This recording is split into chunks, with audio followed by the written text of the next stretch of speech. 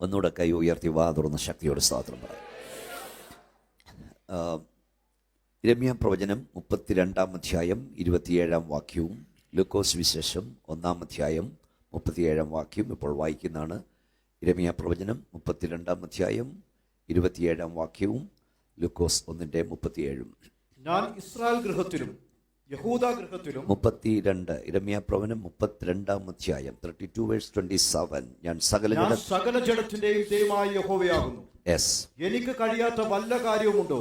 മതി. ഞാൻ സകല ഇടത്തിന്റെയും ദൈവമായ യഹോവയാകുന്നു, എനിക്ക് കഴിയാത്ത വല്ല കാര്യമുണ്ടോ? ലൂക്കോസ് 1:37. യഹോവയ്ക്ക് ദൈവത്തിന് ഒരു കാര്യവും അസാധ്യമല്ലല്ലോ. ഒന്നുകൂടെ കൈ ഉയർത്തി ദൈവത്തെ സ്തുതിച്ചേ. ഈ സഭയെക്കുറിച്ച് വലിയ അഭിമാനമുണ്ട്, സന്തോഷമുണ്ട്. തിരുനാളിന് ശേഷം വരുന്നതാണെങ്കിൽ, കാരണം ഇവിടെ ഇത്രയും കുഞ്ഞുങ്ങളെ കാണാൻ കഴിയുന്നതാണ്. കേരളത്തിൽ ഇത്രയും പിള്ളേരെ കാണാൻ ഇപ്പം എങ്ങും കിട്ടില്ല. ഇത്ര യങ്സ്റ്റേഴ്സ് ഇവിടെ ഉള്ളതിൽ സന്തോഷം. നിങ്ങളൊക്കെ കർത്താവിനെ ആരാധിക്കുന്നതിൽ സന്തോഷം. കർത്താവിന് വേണ്ടി നിങ്ങൾ നിൽക്കുക. കർത്താവിൻ്റെ ദാസൻ UK-യിലാണല്ലോ. ദൈവവൃത്യനെയും കുടുംബത്തെയും ദൈവനെയും ധാരാളമായി അനുഗ്രഹിക്കട്ടെ. ഇതൊന്നുമല്ല, ഇതിനപ്പുറമായി ദൈവം നമുക്ക് ഓടും സ്ഥലവും ഒക്കെ തരാൻ പോവുക. കർത്താവ് ചെയ്യുമെന്ന് വിശ്വാസമുണ്ട്. സ്തോത്രം പറഞ്ഞാണ്. ഞാൻ സകലയിടത്തിൻ്റെയും ദൈവമായ യഹോവ, എന്നാൽ കഴിയാത്ത വല്ല കാര്യമുണ്ടോ? ദൈവത്തിന് ഒരു കാര്യവും അസാധ്യം. വളരെ പ്രയാസകരമായ രണ്ട് കാര്യങ്ങളിൽ, രണ്ട് കാലഘട്ടത്തിൽ ജീവിച്ച രണ്ട് മഹൽ വ്യക്തികൾ ദൈവത്തോട് ചോദിച്ച ചോദ്യത്തിന് ദൈവം കൊടുത്ത ഒരേ മറുപടിയാണ് നമ്മൾ കേട്ടത്. BC 629 ജീവിച്ച യിരെമ്യാവും AD 10 ജീവിച്ച യേശുവിൻ്റെ അമ്മ മറിയയും ഭാരമേറിയ ഒരു വിഷയത്തിൽ ദൈവത്തോട് ചോദിച്ച ചോദ്യങ്ങൾക്ക് കൊടുത്ത ഒരേ ഉത്തരം: നമ്മുടെ ദൈവം കാലാതീതനായ ദൈവമാണ്. നമ്മുടെ ദൈവത്തിന് BC-യും AD-യും പ്രശ്നമല്ല. ഏത് കാലഘട്ടത്തിലും പ്രവർത്തിപ്പാൻ നമ്മുടെ ദൈവത്തിന് കഴിയും. ദൈവത്തെ കൊണ്ട് കഴിയുമോ എന്ന് നീ ഒന്നിനെക്കുറിച്ചും ചോദിക്കരുത്. ദൈവത്തിന് ഹിതമാണോ എന്ന് ചോദിച്ചാൽ മതി. ഈ ആരാധനയുടെ ആരംഭ സമയത്ത് യേശുവിൻ്റെ നാമത്തിൽ ഞാൻ പറയാം, നീ പ്രാർത്ഥിച്ചുകൊണ്ടിരിക്കുന്ന വിഷയത്തിന്മേൽ 1000 പ്രാവശ്യം ദുഷ്ടപിശാച് അസാധ്യം അസാധ്യം അസാധ്യമെന്നെഴുതുമ്പോൾ അതിൻ്റെ അടിയിൽ ഒരു വട്ടം നീ എഴുത്, എൻ്റെ ദൈവത്താൽ സാധ്യമാ. ഒന്ന് കൈയടിച്ച് വാ തുറന്ന് സ്തോത്രം പറഞ്ഞുകൊണ്ട് പറ. ലോകം മുഴുവൻ അസാധ്യമെന്ന് പറയുമ്പോഴും ഹോശമറിയ യേശുവിൻ്റെ അധികാരമുള്ള നാമത്തിൽ പറ, എൻ്റെ ദൈവത്താൽ സാധ്യം. ഹല്ലേലൂയ. ഇതിന്റെ പശ്ചാത്തലം പറഞ്ഞിട്ട് ഞാൻ ഇതിലേക്ക് വരാം.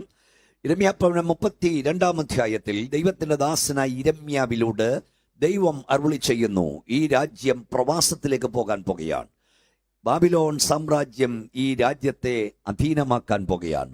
പ്രവാസത്തിലേക്ക്, എക്സൈലിലേക്ക് ഇസ്രായേൽ ജനം പോകുമെന്ന് അരുളി ചെയ്ത ദൈവത്തിന്റെ ദാസൻ പ്രവാചകനെ യിരെമ്യാവിനെ പിടിച്ച് ആ രാജ്യം ഭരിക്കുന്ന രാജാവ് കുണ്ടറയിലിട്ടു, സബ് ജയിലിലിട്ടു, ജയിലിലിട്ടു, അല്ലെങ്കിൽ കാരാഗ്രഹത്തിലിട്ടു. Price the Lord. ഇന്ന് രാവിലെ ഞാൻ ഒരു കാര്യം പറയാം. പ്രവചനം അറിയിച്ച പ്രവാചകനെ ബന്ധിക്കാം, പ്രവചനത്തെ ബന്ധിക്കാൻ കഴിയില്ല. പ്രസംഗികനെ ബന്ധിക്കാം, പ്രസംഗത്തെ ബന്ധിക്കാൻ കഴിയില്ല. നിന്നോട് ദൂതറിയിച്ച പ്രവാചകൻ കടന്നുപോയാലും അരുളി ചെയ്തത് ദൈവമാണെങ്കിൽ അത് സംഭവിച്ചിരിക്കും.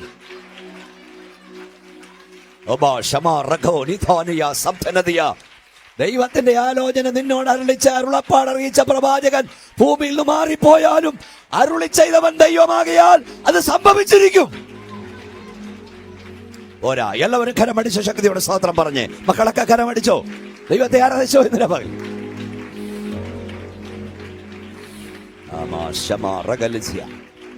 രാവിലെ ഇവിടെ ദൈവത്തെ ആരാധിക്കുന്ന ദൈവമൈതലേ, സ്വർഗത്തിലെ ദൈവം നിന്നോടൊരു കാര്യം പറഞ്ഞിട്ടുണ്ടെങ്കിൽ സാഹചര്യങ്ങളൊന്നും അനുകൂലമല്ലെങ്കിലും പറഞ്ഞത് സർവശക്തനാകിയാൽ അത് സംഭവിച്ചിരിക്കും. നിന്റെ തലമുറ ആയിരങ്ങളോട് യേശുവിനെ പ്രസംഗിക്കുമെന്ന് ദൈവം പറഞ്ഞിട്ടുണ്ടെങ്കിൽ ഇപ്പോൾ അനുകൂലമായി ഒന്നും കാണുന്നില്ലെങ്കിലും പറഞ്ഞത് സർവശക്തനാകിയാൽ അത് സംഭവിച്ചിരിക്കും. കരമടിച്ചാരാച്ചോട് പറ, അത് സംഭവിക്കുന്നു പറ. നിന്നെ ഉഗാണ്ടയിൽ ദൈവം നിർത്തുമെന്ന് പറഞ്ഞിട്ടുണ്ടെങ്കിൽ അവിടുത്തെ സകല വിസായും റദ്ദാക്കപ്പെട്ടാലും ദൈവത്തിന്റെ സമയത്ത് നീ അവിടെ നിന്നിരിക്കും. പോരാ, എല്ലാവരും കരമടിച്ചേ ശക്തിയോടെ. അത് പറഞ്ഞത് ദൈവമാകിയാൽ അത് സംഭവിക്കും.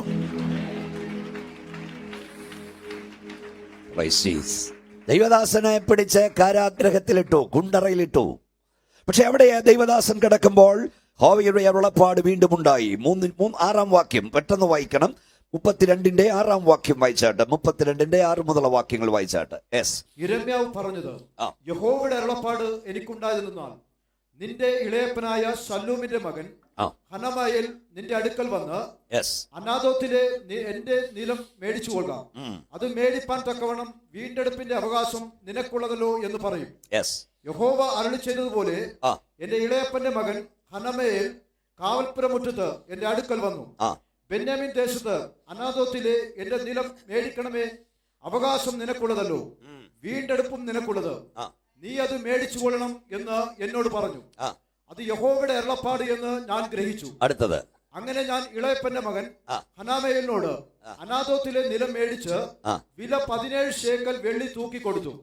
ആധാരം എഴുതി മുദ്രയിട്ട് സാക്ഷികളെ കൊണ്ട് ഒപ്പിടിച്ച ശേഷം. മതി. അപ്പൊ ആധാരമെഴുത്തും മുദ്രയിടിയിലും സാക്ഷികളെ വെപ്പും അന്നേ തുടങ്ങിയതാ. അപ്പൊ ഈ കാവൽപ്പുരമറ്റത്ത് ദൈവത്തിന്റെ ദാസൻ അടയ്ക്കപ്പെട്ടപ്പോൾ വീണ്ടും യഹോവയുടെ അരുളപ്പാടുണ്ടായി. ദൈവത്തിന്റെ അരുളപ്പാട് ഒരു പ്രാവശ്യം കേട്ട് നിൽക്കാനുള്ളതല്ല, പിന്നെയും നീ അരുളപ്പാട് പ്രാപിച്ചുകൊണ്ടിരിക്കണം.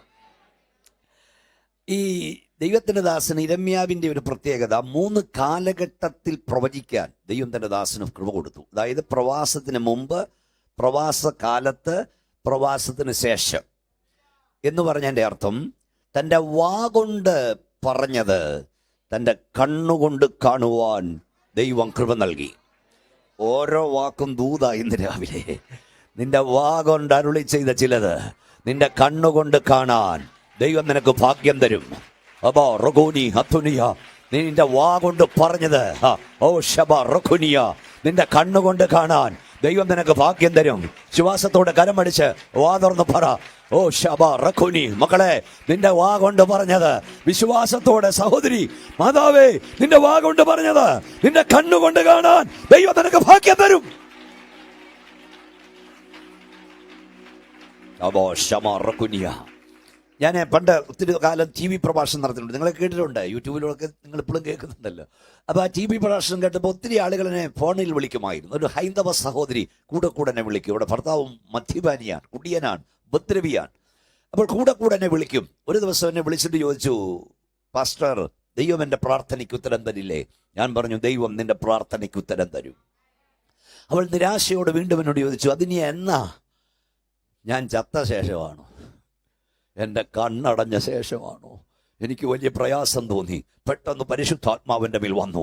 ദൈവാത്മാവ് അവളോട് പറയാൻ പറഞ്ഞു, നിന്നോട് ദൈവമാണ് അരുളി ചെയ്തതെങ്കിൽ അതിൻ്റെ നിവർത്തി കാണാതെ നിന്റെ കണ്ണടയാൻ ദൈവം സമ്മതിക്കത്തില്ല. അബോ റൊക്കോനി സംധനതിയ.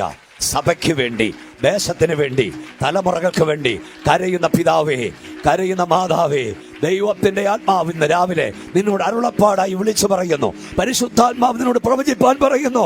സ്വർഗത്തിലെ ദൈവമാണ് നിന്നോട് ആലോചന പറഞ്ഞതെങ്കിൽ നിന്റെ കണ്ണുകൊണ്ടത് കാണും.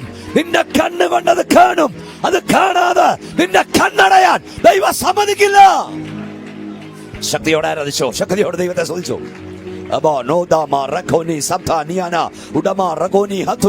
പരിശുദ്ധാത്മാവ് ചിലരോട് പറയുന്നു, നീ കരയുന്ന വിഷയത്തിന്മേൽ, നീ ഭാരപ്പെടുന്ന വിഷയത്തിന്മേൽ അതിന്റെ മറുപടികൾ ശീഘ്രമായി സംഭവിക്കും. അത് കാണാതെ നിന്റെ കണ്ണടയാൻ ദൈവം സമ്മതിക്കില്ല.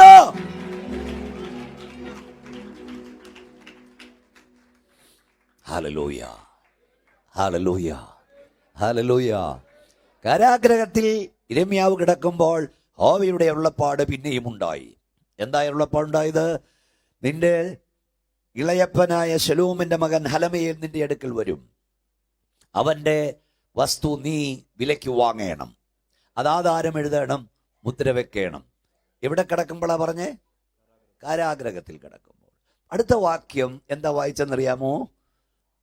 ദൈവം തമ്പുരാൻ അരുളപ്പാട് പറഞ്ഞു. അടുത്ത വാക്യം എന്താ? അതുപോലെ തന്നെ ഹനമയേൽ എവിടെ വന്നു? കാരാഗ്രഹത്തിൽ, കുണ്ടറയിൽ യിരെമ്യാവ് കിടക്കുന്നിടത്ത് വന്നു. ഞാൻ ചോദിക്കട്ടെ, ആരാ ഹനമയേലിനോട് പറഞ്ഞേ? No email, no WhatsApp, no phone. കാരാഗ്രഹത്തിൽ കിടക്കുന്ന ഇരമ്യാവിനെ ഹനമേലിനെ വിവരം അറിയിക്കാൻ ഒരു മാർഗവും ഇല്ല. എന്നാൽ ഇരമ്യാവിനോട് പറഞ്ഞ ദൈവം ഹനമേലിനോട് കൽപ്പിച്ചു. നിന്നോട് പറഞ്ഞ ദൈവം ചിലരോട് കൽപ്പിക്കും. ഹല്ലേലൂയ. ഏലിയാവിനോട് പറഞ്ഞ ദൈവം കാക്കയോട് കൽപ്പിക്കും, കാക്കയോട് കൽപ്പിക്കും, ഫറവോനോട് കൽപ്പിക്കും.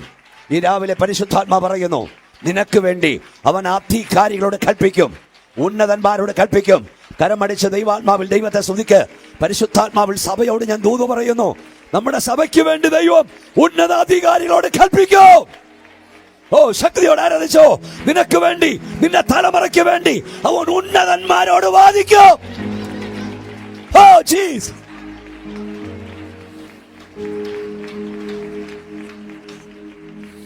നിന്നോട് അരുളപ്പാട് പറഞ്ഞവൻ ഹനമേലിനോടും പറയും. മോശം യിത്രോവിന്റെ ആടുകളെ മേയിച്ചുകൊണ്ട് മിഥ്യാനിൽ കിടക്കുകയാണ്. അപ്പോഴാണ് ദൈവദർശനം ഉണ്ടായത്. നീ നിന്റെ ജനത്തിന്റെ നേതാവാക്കി ഞാൻ നിന്നെ കണ്ടു, നിന്നെ ഞാൻ അങ്ങോട്ട് അയക്കാൻ പോവാണ്. അപ്പം മോശ പറഞ്ഞ് എന്നെ കൊണ്ട് വയ്യ, എന്നെ കൊണ്ട് വയ്യ, എന്നെ കൊണ്ട് തന്നെ വയ്യ. 3 തവണ അവൻ പറഞ്ഞ് എന്നെ കൊണ്ട് വയ്യ. ഈ രാവിലെ ഞാൻ പറയാം, ദൈവം നിന്നെ ഏകയായി വിളിച്ചെങ്കിൽ അവിടെ നിൽക്കാനുള്ള അഭിഷേകം നിന്റെ മേൽ തന്നിട്ടുണ്ട്. ദൈവം നിനക്കൊരു ദർശനം തന്നെങ്കിൽ അത് പൂർത്തീകരിക്കാനുള്ള അഭിഷേകവും ദൈവം നിന്റെ മേൽ തന്നിട്ടുണ്ട്. മോശ പറഞ്ഞ് എന്നെ കൊണ്ട് വയ്യ. അപ്പം തമ്പുരാൻ പറഞ്ഞു, നിന്റെ സഹോദരനായ അഹരോൻ, അവന് നല്ലവണ്ണം സംസാരിക്കാൻ അറിയാം, അവന് നീ വാക്ക് പറഞ്ഞു കൊടുക്കണം. ഞാൻ അവൻ്റെ വായോടും നിന്റെ നാവോടും കൂടെ ഇരിക്കും. നിനക്ക് പകരം നിന്റെ വായായി മാറും, നിന്റെ നാവായി മാറും. ഹല്ലേലൂയ. നിനക്ക് വേണ്ടി അവൻ സംസാരിക്കും. ഇതുകൊണ്ട് തീർന്നില്ല. അടുത്ത കാര്യം അവൻ നിന്നെ എതിരേൽപ്പാൻ വരും. മനസ്സിലായോ? മിഥ്യാനിൽ കിടക്കുന്ന, മരുഭൂമി കിടക്കുന്ന മോശയോട് ദൈവത്തിന്റെ അരുളപ്പാടുണ്ടായപ്പോൾ ആരാണ് അഹരോൻ ഇൻഫർമേഷൻ കൊടുത്തത്? ഇന്ന് രാവിലെ ഒന്നുകൂടെ പറയാം, നിന്നോട് കൽപ്പിക്കുന്ന ദൈവം അഹരോനോടും കൽപ്പിക്കും. നിന്നോട് കൽപ്പിക്കുന്ന ദൈവം കാക്കയോട് കൽപ്പിക്കും. ദാനിയേലെ നിന്നോട് കൽപ്പിച്ച ദൈവം സിംഹത്തോട് കൽപ്പിക്കും. കുഞ്ഞെ, നിനക്ക് വേണ്ടി ദൈവം ചിലരോട് കൽപ്പിക്കും. നിനക്ക് വേണ്ടി ദൈവം നിന്നോട് ഇടപെടും. ദൈവം നിനക്ക് വേണ്ടി ചിലരോട് വാദിക്കും. ഓ ഷമാറിയാന, ദൈവം നിനക്ക് വേണ്ടി ഇറങ്ങി നിൽക്കും ചിലടത്ത്. ശക്തിയോടെ ദൈവത്തെ ആരാധിക്കൂ. ഹല്ലേലൂയ. അങ്ങനെ ഇരമ്യാവ്, നമുക്ക് നേരെ സമയം പോകുന്ന വെളുത്തി പറയാനുള്ള ദൂത്. ഇരമ്യാവ് വസ്തു എഴുതി, ആധാരം എഴുതി, മുദ്ര വെച്ചു, സാക്ഷികളെ വെച്ചു. ഇതെല്ലാം വെച്ച് കഴിഞ്ഞിട്ട് ഇരമ്യാവ് ദൈവത്തോട് ചോദ്യം ചോദിച്ചു. 25-ാം വാക്യം, ഇരമ്യാവ് 32-ന്റെ 25-ാം വാക്യം വായിച്ചോ. കാണുന്നുവല്ലോ, യഹോവേ കർത്താവേ, നഗരം കൽദയരുടെ കയ്യിൽ ഏൽപ്പിക്കപ്പെട്ടിരിക്കെ നിലം വിലയ്ക്ക് മേടിച്ച് അതിന് സാക്ഷികളെ വയ്ക്കുവാൻ നീ എന്നോട് കൽപ്പിച്ചുവല്ലോ. അപ്പോൾ യഹോവയുടെ അരുളപ്പാട്. നിർത്തട്ടെ. അപ്പൊ ഇരമ്യാവ് ദൈവത്തോട് ചോദിച്ചു, കർത്താവേ, നല്ല ചെയ്താ എന്നോട് ചെയ്തേ. ഈ പട്ടണം എവിടെ പാൻ പോവാ? കൽദയുടെ കയ്യിൽ. ബാബിലോണിയൻകാർ ഇത് കൊണ്ടുപോകാൻ പോവാ.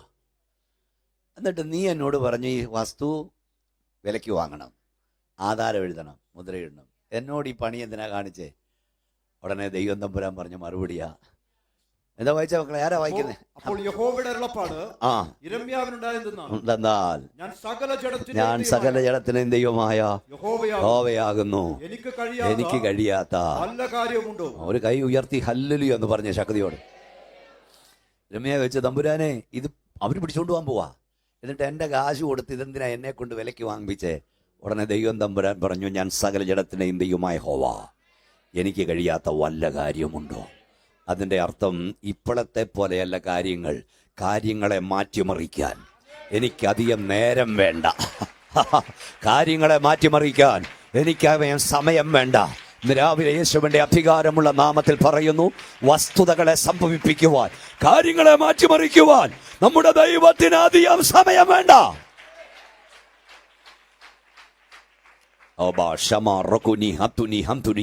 രാവിലെ പരിശുദ്ധാത്മാ പറയുന്നു, തിരികെ വരില്ലെന്ന് നീ ചിന്തിക്കുന്ന ചിലതിനെ ദൈവം തിരികെ വരുത്തും. മടക്കി കിട്ടില്ലെന്ന് ചിന്തിക്കുന്ന ചിലതിനെ ദൈവം മടക്കി തരും. നിന്റെ തലമുറ മടങ്ങി വരില്ലെന്ന് ചിന്തിക്കുന്നെങ്കിൽ ദൈവനെ മടക്കി വരുത്തും. ഒരിക്കലും വരില്ലെന്ന് ചിന്തിക്കുന്നത് തിരികെ വരും. യേശുവിൻ നാമത്തിൽ പറ, തിരികെ കിട്ടില്ലെന്ന് ചിന്തിക്കുന്ന ചില നന്മകൾ ദൈവം തിരികെ തരും. മടങ്ങി വരില്ലെന്ന് ചിന്തിക്കുന്ന ചിലത് യേശുവിന്റെ നാമത്തിൽ മടങ്ങി വരും. എല്ലാവരും കരമടിച്ച് ആരാധിച്ചാണ് ശക്തിയോടെ.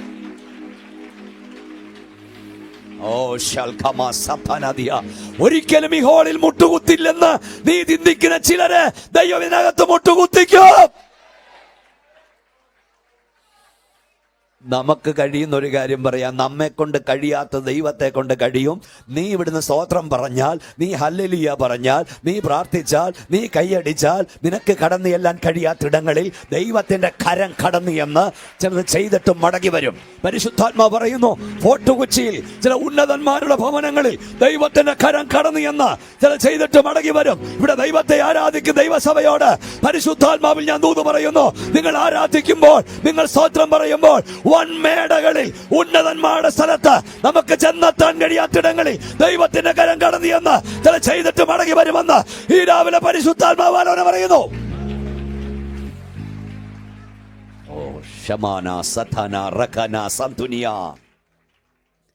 Hallelujah, hallelujah.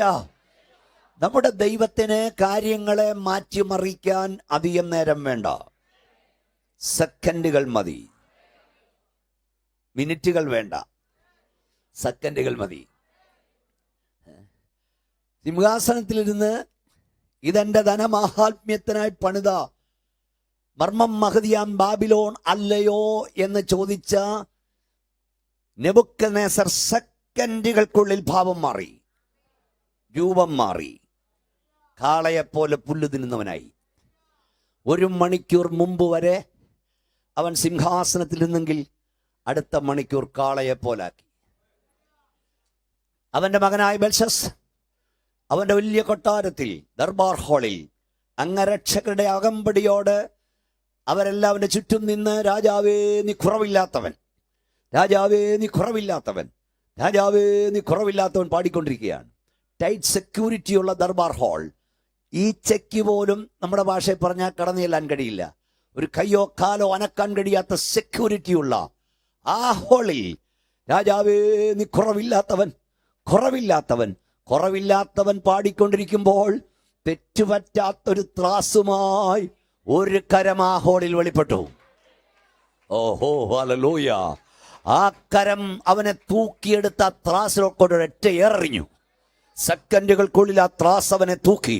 എന്നിട്ട് റിസൾട്ട് അവിടെ എഴുതി, മെനെ മെനെ തെക്കലോ ഫാർസീൻ, ഞാൻ നിന്നെ തൂക്കി നോക്കി കുറവുള്ളവനായി കണ്ടിരിക്കുന്നു. നിന്റെ രാജ്യം താൻ വിഭജിക്കും. ഈ രാത്രി നീ കൊല്ലപ്പെടും. അവന്റെ ഏപ്പുകൾ ആടി. ഒരു സെക്യൂരിറ്റിയും അതിനെ തടയാൻ കഴിയില്ല കേട്ടോ. ഏത് സെക്യൂരിറ്റിക്കുള്ളിലും കടന്നു വരാൻ കഴിയുള്ള ഒരു കരമുണ്ട്. അതാണ് നീ സേവിക്കുന്നത്, നിന്റെ ദൈവത്തിന്റെ കരം. ബലഹീന വിശ്വാസിയെ, പാവപ്പെട്ട ദൈവമേ, നീ കരഞ്ഞാൽ എല്ലാ സെക്യൂരിറ്റികളെയും ഭേദിച്ചുകൊണ്ട് ദൈവത്തിന്റെ കരം ഇറങ്ങി വരും.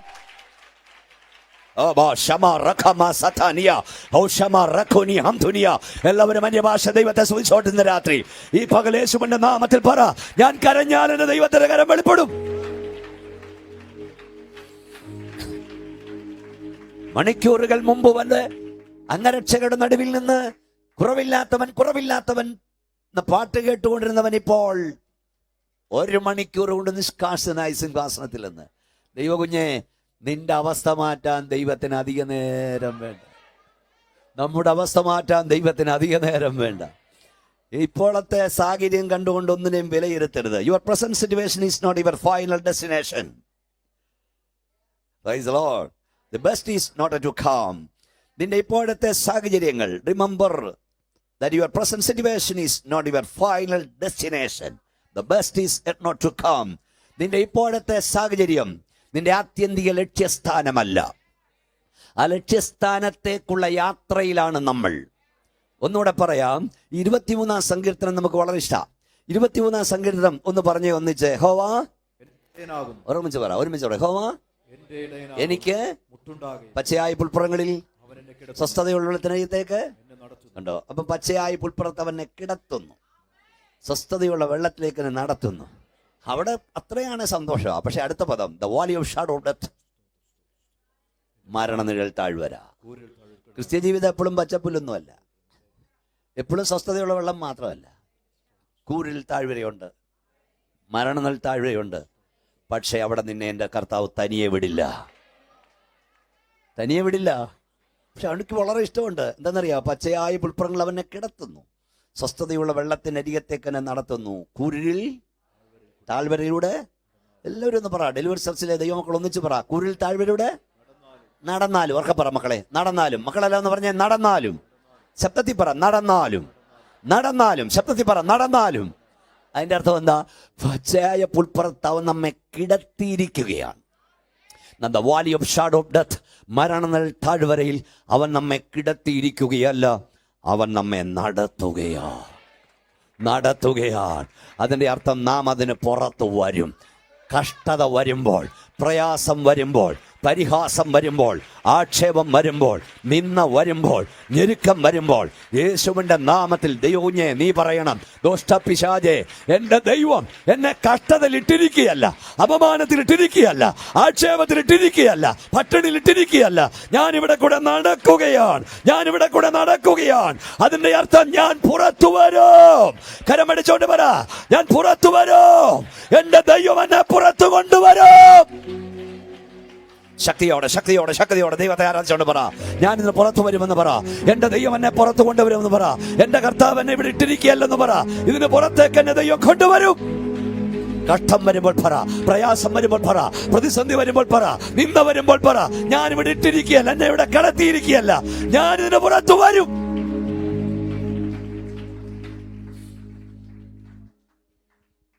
നിന്റെ ഇപ്പോഴത്തെ സാഹചര്യം നിന്റെ ആത്യന്തിക ലക്ഷ്യസ്ഥാനമല്ല. സ്തോത്രം. Praise Lord. The best is yet not to come. ഞാൻ ദൈവദാസന്മാരോട് പറയാറുണ്ട്, നിങ്ങളുടെ ശുശ്രൂഷയിൽ ശ്രേഷ്ഠമേറിയത് ഇതുവരെ വെളിപ്പെട്ടിട്ടില്ല. സ്തോത്രം പറഞ്ഞില്ല. പ്രസംഗത്തിൽ ശ്രേഷ്ഠമേത് വെളിപ്പെട്ടിട്ടില്ല. കൃപാവരത്തിൽ ശ്രേഷ്ഠമേത് ഇതുവരെ വെളിപ്പെട്ടിട്ടില്ല. വെളിപ്പെടാൻ പോകുന്നതേ ഉള്ളൂ. 4 പതിറ്റാണ്ടായി ഞാൻ പ്രസംഗിക്കുന്നു, 40 വർഷമായി ഞാൻ സുവിശേഷം പ്രസംഗിക്കുന്നു. ഞാൻ വിശ്വസിക്കുന്നു എൻ്റെ ശുശ്രൂഷയിൽ ശ്രേഷ്ഠമേറിയത് ഇതുവരെ വെളിപ്പെട്ടിട്ടില്ല, ഇനിയും വെളിപ്പെടാൻ പോകുന്നതേ ഉള്ളൂ.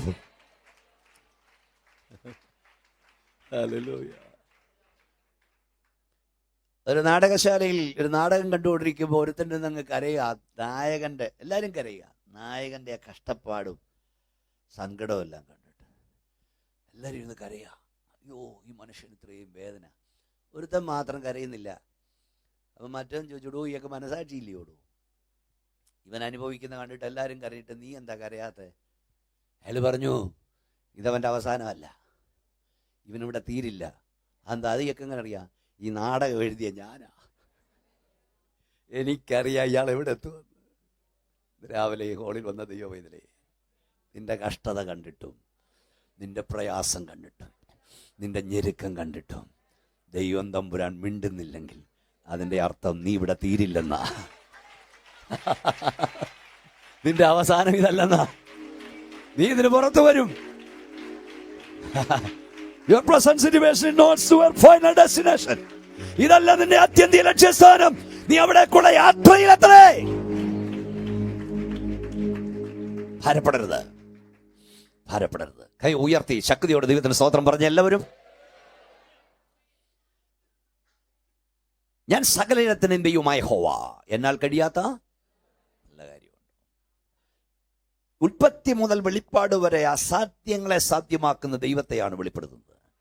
ഈ പ്രഭാഷണം ദൂരെയൊക്കെ ഇരുന്ന് കേൾക്കുന്നതോടെ ദൈവാത്മാവ് ഇടപെടുകയാണ്. ഒന്ന്, ഇസ്രായേലിന്റെ മടങ്ങിവരവ്. അതാണല്ലോ തുടക്കം. പ്രവാസത്തിലേക്ക് പോയി ഇസ്രായേൽ ജനത്തിന്റെ മടങ്ങിവരവ്. അസാധ്യമെന്ന് ലോകം ചിന്തിച്ചു, പക്ഷേ ദൈവം അത് സാധ്യമാക്കി. ഇപ്പോഴും സാധ്യമാക്കിക്കൊണ്ടിരിക്കുകയാണ്. 126 സങ്കീർത്തനത്തിന്റെ 1-ാം വാക്യം, യഹോവ സിയോന്റെ പ്രവാസികളെ മടക്കി വരുത്തിയപ്പോൾ ഞങ്ങൾ ഒന്നുകൂടെ വായിച്ചേ. യഹോവ സിയോന്റെ പ്രവാസികളെ മടക്കി വരുത്തിയപ്പോൾ ഞങ്ങൾ സ്വപ്നം കാണുന്നവരെ പോലെയായിരുന്നു. രാവിലെ ഹോളിൽ വന്ന ദൈവമക്കളോട് ഞാൻ പരിശുദ്ധാത്മാവിൽ പറയാം, കരയുന്ന ദൈവവേദലേ, പ്രാർത്ഥിക്കും ദൈവവേദലേ, ദൈവം നിനക്ക് വേണ്ടി ചില ചെയ്യും. ദൈവം നിനക്ക് വേണ്ടി ചില ചെയ്യുമ്പോൾ ഇത് സ്വപ്നമാണോ യാഥാർത്ഥ്യമാണോ എന്ന് തിരിച്ചറിയാൻ കഴിയാത്തവണ്ണം അവൻ പ്രവർത്തിക്കും. എത്ര പേർക്ക് ശക്തിയോടെ സ്തോത്രം പറയാൻ കഴിയും? ദൈവം നിനക്ക് വേണ്ടി, കരയുന്ന നിനക്ക് വേണ്ടി, പ്രാർത്ഥിക്കുന്ന നിനക്ക് വേണ്ടി ദൈവം ചില ചെയ്യും. ദൈവം ചില ചെയ്യുമ്പോൾ ഇത് സ്വപ്നമാണോ യാഥാർത്ഥ്യമാണോ എന്ന് തിരിച്ചറിയാൻ കഴിയാത്തവണ്ണം പ്രവർത്തിപ്പാൻ നിന്റെ കർത്താവ് ശക്തനത്രേ. സിയോന്റെ പ്രവാസികളെ മടക്കി വരുത്തിയപ്പോൾ ഞങ്ങൾ സ്വപ്നം കാണുന്നവരെ പോലെയായിരുന്നു. ഈ സഭയെ നിൽക്കുമ്പോൾ ആരംഭം മുതൽ എനിക്ക് അറിയാവുന്നതുകൊണ്ട് ഞാനത് വിശ്വസിക്കുന്നു. ഇവിടെ ദൈവമക്കൾ അനുഭവിച്ച് ഇതൊക്കെ സ്വപ്നം കാണുന്നവരെ പോലെയല്ലേ. അതെന്താ സ്വപ്നം കാണുന്നവരെ പോലെ ആകാൻ കാരണം? പ്രവാസത്തിലേക്ക് പോയി ഇസ്രായേലും മടങ്ങി വരില്ല എന്ന് അവരെ പ്രവാസികളാക്കിയവർ ചിന്തിച്ചു. പ്രവാസത്തിലേക്ക് പോയി ഇസ്രായേലും മടങ്ങി വരില്ലെന്ന് അവരുടെ അയൽക്കാർ ചിന്തിച്ചു. പ്രവാസത്തിലേക്ക് പോയി ഇസ്രായേലും മടങ്ങി വരില്ലെന്ന് അവരും ചിന്തിച്ചു. രാവിലെ ദൈവാത്മാവ് പറയുന്നു, സംഭവിക്കില്ലെന്ന് നിന്റെ നാട്ടുകാർ ചിന്തിക്കുന്നത്, സംഭവിക്കില്ലെന്ന് നിന്റെ അയൽക്കാർ ചിന്തിക്കുന്നത്, സംഭവിക്കില്ലെന്ന് നിന്റെ കൂട്ടായ്മയിൽ നിന്ന് സ്തോത്രം പറയുന്നവൻ പോലും ചിന്തിക്കുന്നത് ദൈവം നിനക്ക് വേണ്ടി സംഭവിപ്പിക്കും. നിന്നെ നോക്കി, നിന്റെ കുടുംബത്തെ നോക്കി, നിന്റെ കുഞ്ഞുങ്ങളെ നോക്കി, നിന്റെ തലമുറയെ നോക്കി ഒരിക്കലും സംഭവിക്കില്ലെന്ന് ലോകം പറയുന്നത്, നാട്ടുകാർ പറയുന്നത്, അയൽക്കാർ പറയുന്നത്, ദോഷ്ടപിശാച് പറയുന്നത് ദൈവം നിനക്ക് വേണ്ടി സംഭവിപ്പിക്കും.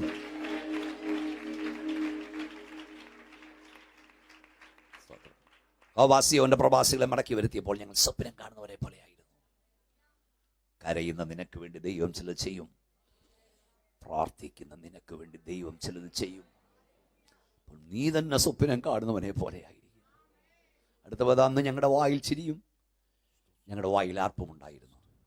ഹോവ അവരിൽ വൻ കാര്യങ്ങൾ ചെയ്തിരിക്കുന്നു എന്ന് ജാതിയുടെ മധ്യേ പറഞ്ഞു. ഹോവയെ തെക്കേ നാട്ടിലെ തോടുകളെ പോലെ സിയോന്റെ പ്രവാസികളെ മടക്കി വരുത്തണമേ. പിന്നെ എഴുതിയേക്കുന്നത് കണ്ണുനീരുടെ വിതയ്ക്കുന്നവൻ ആർപ്പോട് കൊയ്യും. വിത്ത് ചുമന്ന് കരഞ്ഞുകൊണ്ട് നടക്കുന്നു, കറ്റ ചുമന്ന് ആർത്തുകൊണ്ട്. കണ്ണുനീരിൽ വിതയ്ക്കുന്നവൻ, ഇന്നലത്തെ നിന്റെ കണ്ണുനീരാണ് ഇന്നത്തെ നിന്റെ ആർപ്പ്. ഇന്നലത്തെ നിന്റെ വിതയാണ് ഇന്നത്തെ നിന്റെ കൊയ്ത്ത്. അങ്ങനെങ്കിൽ ഇന്ന് നിനക്ക് കണ്ണുനീരുണ്ടോ? നാളെ ദൈവം ഒരാർപ്പ് തന്നിരിക്കും.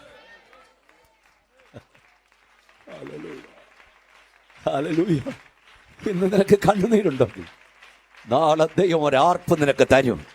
ഏറ്റവും എല്ലാവരും ആരാധിച്ചോ, ശക്തിയോടെ യേശുവിൻ നാമത്തിൽ പറ, ഇന്നത്തെ എൻ്റെ കണ്ണുനീരുകൾ നാളത്തെ ആർപ്പാക്കി ദൈവം മാറ്റും. ഇന്നത്തെ എൻ്റെ വിതകൾ നാളത്തെ കൊയ്ത്താക്കി ദൈവം മാറ്റും.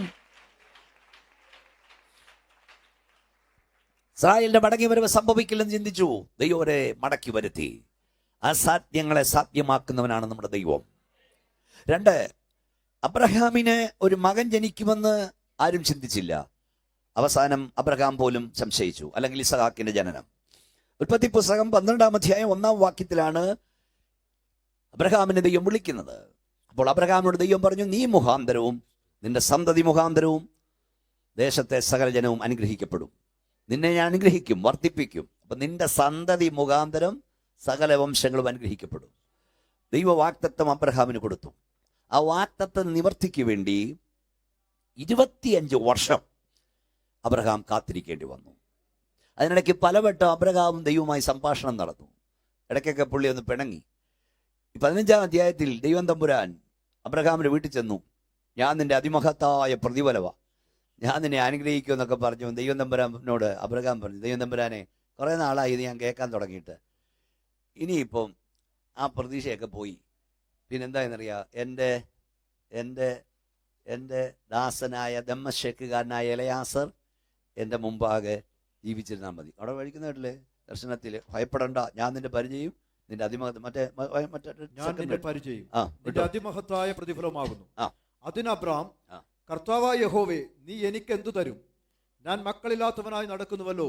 എന്റെ അവകാശി ദമ്മേശക്കുകാരനായ ഈ എലിയാസർ അത്രേ എന്ന് പറഞ്ഞു. അടുത്ത വാക്യം, നീ എനിക്ക് സന്തതിയെ തന്നിട്ടില്ല, എന്റെ വീട്ടിൽ ജനിച്ച ദാസൻ എന്റെ അവകാശിയാകുന്നു എന്നും അബ്രഹാം പറഞ്ഞു. അടുത്തത്, അവൻ നിന്റെ അവകാശിയാകയില്ല, നിന്റെ ഉദരത്തിൽ നിന്ന് പുറപ്പെടുന്നവൻ തന്നെ നിന്റെ അവകാശിയാകും എന്ന് അവന് യഹോവയുടെ അരുളപ്പാടുണ്ടായി. അടുത്തത്, പിന്നെ അവൻ അവനെ പുറത്തു കൊണ്ടു. പിന്നെ തമ്പുരാൻ ചെയ്തു. ഇനി എല്ലാവരും നോക്കി വാക്യത്തിൽ കുറിച്ചിരിക്കുന്നത്. പിന്നെ ദൈവം തമ്പുരാൻ എന്തറിയാം, ഇത് പറഞ്ഞിട്ട് അവന് മനസ്സിലാകാതെ വന്നപ്പം അബ്രഹാമിനെ കൈക്ക് പിടിച്ച് നിലാവുള്ള രാത്രിയിൽ കൂടാരത്തിന് പുറത്തു കൊണ്ടുവന്നിട്ട് ആകാശത്തോട് നോക്കിയിട്ട് പറഞ്ഞു, മതി, ആകാശം നോക്കിയിട്ട് പറഞ്ഞു, നക്ഷത്രത്തെ എണ്ണാൻ പറഞ്ഞു. ഇങ്ങോട്ട് നോക്കിയേ, എന്താ എണ്ണാൻ പറഞ്ഞു? നക്ഷത്രങ്ങൾ എണ്ണി. ഞാൻ ചിലപ്പോഴൊക്കെ പറയും, ദൈവവാഗ്ദത്തത്തെ സംശയിക്കുന്നവനെ കൊണ്ട് ദൈവം നക്ഷത്രം എണ്ണിക്കുമെന്ന്. ഇത് നക്ഷത്രം എണ്ണാന്ന് പറഞ്ഞ നക്ഷത്രം എണ്ണാൻ തുടങ്ങി. 1 2 3 1 എണ്ണി തീരുന്നോ? ഇല്ല. നക്ഷത്രം എണ്ണിയിട്ടുണ്ടോ? ആകാശത്ത് എത്ര നക്ഷത്രം ഉണ്ടെന്ന് അറിയാവോ? 10,000 കോടി നക്ഷത്രങ്ങൾ ചേരുന്നതാണ് ഒരു ഗാലക്സി. നക്ഷത്രത്തിന്റെ വലിപ്പം അറിയാവോ? നമ്മുടെ ഭൂമിയുടെ കോണ് പോലും നമ്മൾ കണ്ടിട്ടില്ല. ഭൂമി എത്ര വലുതാണെന്നറിയാമോ? ഈ ഭൂമിയെ പോലെയുള്ള, എല്ലാവരും ശ്രദ്ധിച്ചു കേട്ടെ, ഈ ഭൂമിയെ പോലെയുള്ള 13 ലക്ഷം ഭൂമിമാർ ഒരു സൂര്യഗോളത്തിൽ കൊള്ളും. കൊട്ടയ്ക്കകത്ത് അമ്മച്ചിമാർ പപ്പടം പൊള്ളിച്ചിടുന്ന പോലെ 13 ലക്ഷം ഭൂമി എന്തിക്കൊള്ളും? സൂര്യനെ. അങ്ങനെ 13 ലക്ഷം ഭൂമിമാരെ ഉൾക്കൊള്ളുന്ന സൂര്യനെ പോലെയുള്ള 2 ലക്ഷം സൂര്യന്മാർ ഒരു നക്ഷത്രത്തിൽ കൊള്ളും. നമ്മളാ പൊട്ടുപോലെ കാണുന്ന സാധനമില്ലേ, ആ നക്ഷത്രത്തിൽ 13 ലക്ഷം ഭൂമിമാരെ ഉൾക്കൊള്ളുന്ന 2 ലക്ഷം സൂര്യന്മാർ എവിടെ കൊള്ളും? ഒരു നക്ഷത്രത്തിൽ. അങ്ങനെ എത്ര നക്ഷത്രമാ? കോടാനുകൂടി. എളുപ്പം മനസ്സിലാക്കാം. നമ്മുടെ കടൽ തീരത്തെ മണൽത്തരി ഉണ്ടല്ലോ, കടൽ തീരത്തെ മണൽത്തിരി, അത്ര മണൽത്തരികളുടെ എണ്ണത്തോളം നക്ഷത്രങ്ങൾ ആകാശഗംഗയിലുണ്ടെന്ന്. ഇവയ്ക്കൊക്കെ പേർ വിളിക്കുന്ന ദൈവം, ഇവയ്ക്ക് റൂട്ട് നിശ്ചയിച്ച ദൈവം, സകലത്തെ നിന്റെ ശക്തിയാ, വ്യാപാര ശക്തിയാൽ വഹിക്കുന്ന ദൈവം, ആ ദൈവത്തെ അപ്പച്ചാ ഡാഡി എന്ന് വിളിക്കാൻ കൃപ കിട്ടിയവനാ ഇവിടെ ദൈവത്തെ ആരാധിച്ചോണ്ടിരിക്കുന്നത് മറക്കരുത്. ഓ സ്വോത്രം, സ്വോത്രം. നമ്മുടെ ദൈവം ആരാ? നമ്മുടെ കുഞ്ഞുങ്ങളൊക്കെ ഇത് മനസ്സിലാക്കണം. നീ സേവിക്കുന്ന ദൈവം ആരാ? ജ്ഞാനത്തോടാകാശത്തെ വാർത്തെടുത്തവൻ, ഭൂമിയെ വെള്ളത്തിന്മേൽ വിരിച്ചവൻ. കയ്യൊന്നടിച്ചോ. ജ്യോതി നൽകും സൂര്യ ചന്ദ്ര താരവൃന്ദത്തെ ഓടിയോടുവാനത്തിൽ തൂക്കിയവനാം, ജ്ഞാനത്തോടാകാശത്തെ വാർത്തെടുത്തവൻ, വെള്ളത്തിൻ മേൽ വിരിച്ചവൻ. ജ്യോതി നൽകും സൂര്യ ചന്ദ്ര താരവൃന്ദ ഓടിയോടുവാ തൻ നല്ലവനല്ലോ, തൻ വല്ലഭനല്ലോ, സ്തുതി എന്നും അവന്. താൻ ഉന്നതനല്ലോ, കൃപ ചെയ്തിടുമല്ലോ, തൻ സന്നിധിയിലെന്നും പ്രമോദമുണ്ടല്ലോ. താൻ ഉന്നതനല്ലോ,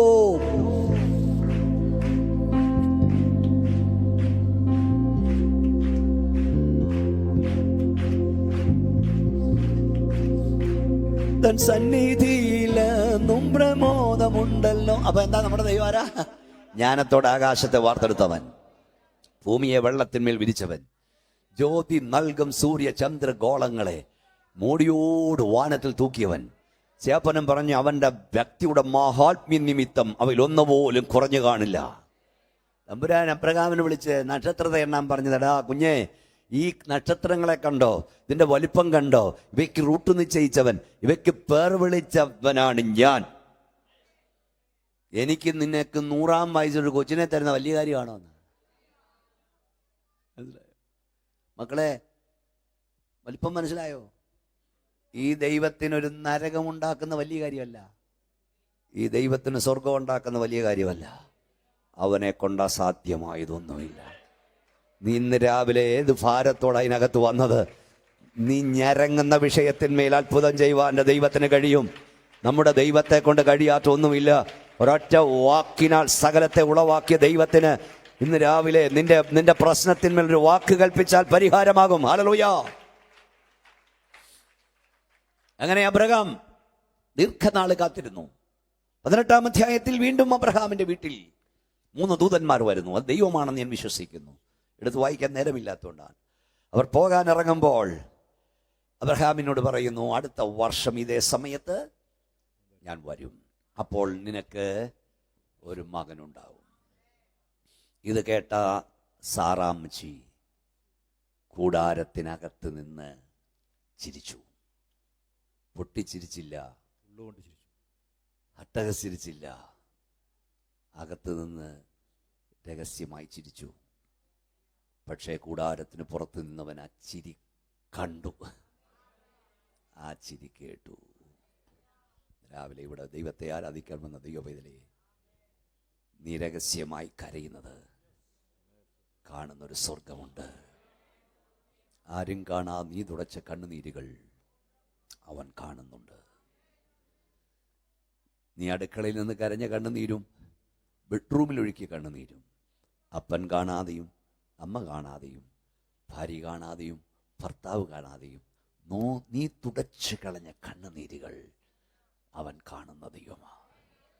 നിന്റെ ഗൽഗതങ്ങൾ അവൻ കാണുന്നവനാണ്. ഓ ഭാഷ കൊനിയ, രാവിലെ ദൈവാത്മാവ് പറയുന്നു, നീ രഹസ്യമായി കരഞ്ഞതിന് അവൻ പരസ്യമായി ഉത്തരം തരുന്ന ദൈവമാണ്. നീ ആരോടും പറയാതെ, നീ ആരോടും അറിയിക്കാതെ, ക്ഷമ റകനിസിയാന, നീ രഹസ്യമായി കരഞ്ഞതിന് എല്ലാവരും കാണുക, എല്ലാവരും കാണുക. പരസ്യമായി ദൈവത്തിന് തരും. കരമടിച്ചാട്ട് അല്പസമയം ശക്തിയോടെ അന്യഭാഷ ദൈവത്തെ സ്തുതിച്ചുകൊണ്ട് പറ. ആരോടും പറയാതെ, ആരും അറിയാതെ നീ രഹസ്യമായി കരയുന്നതിന് എല്ലാവരും കാണുക, ഉത്തരം തരുന്ന ഒരു ദൈവ സ്വർഗത്തിലുണ്ട്.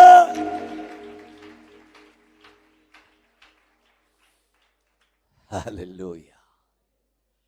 ദാവീദിനെ കാട്ടിൽ വിട്ടത് അവിടെ വെച്ച് തകർക്കാനായിരുന്നു. പക്ഷെ അവൻ തകർന്നില്ല. ഞാൻ എപ്പോഴും പറയും, അഭിഷേകമുള്ളവനെ കാട്ടിൽ വിട്ടാൽ അവൻ പാട്ടും പാടി തിരികെ വരും. ദൈവം കണ്ടവനെ തകർക്കാൻ ലോകത്തിലൊരു ശക്തിയും കഴിയില്ല. ഒന്നുകൂടെ പറയാൻ, ദൈവം നിനക്ക് ദർശനം നൽകിയിട്ടുണ്ടെങ്കിൽ, വെളിപ്പാട് തന്നിട്ടുണ്ടെങ്കിൽ, ലോകത്തിൽ ആരെല്ലാം നിന്നെ തകർക്കാൻ നോക്കിയാലും നീ തകരില്ല. ദൈവം നിന്നെ നിവരെ നിർത്തും. ശക്തിയോടെ കരമടിച്ച് അന്യഭാഷ ദൈവത്തെ സ്തുതിച്ചേ. ഹല്ലേലൂയ. യെസ്.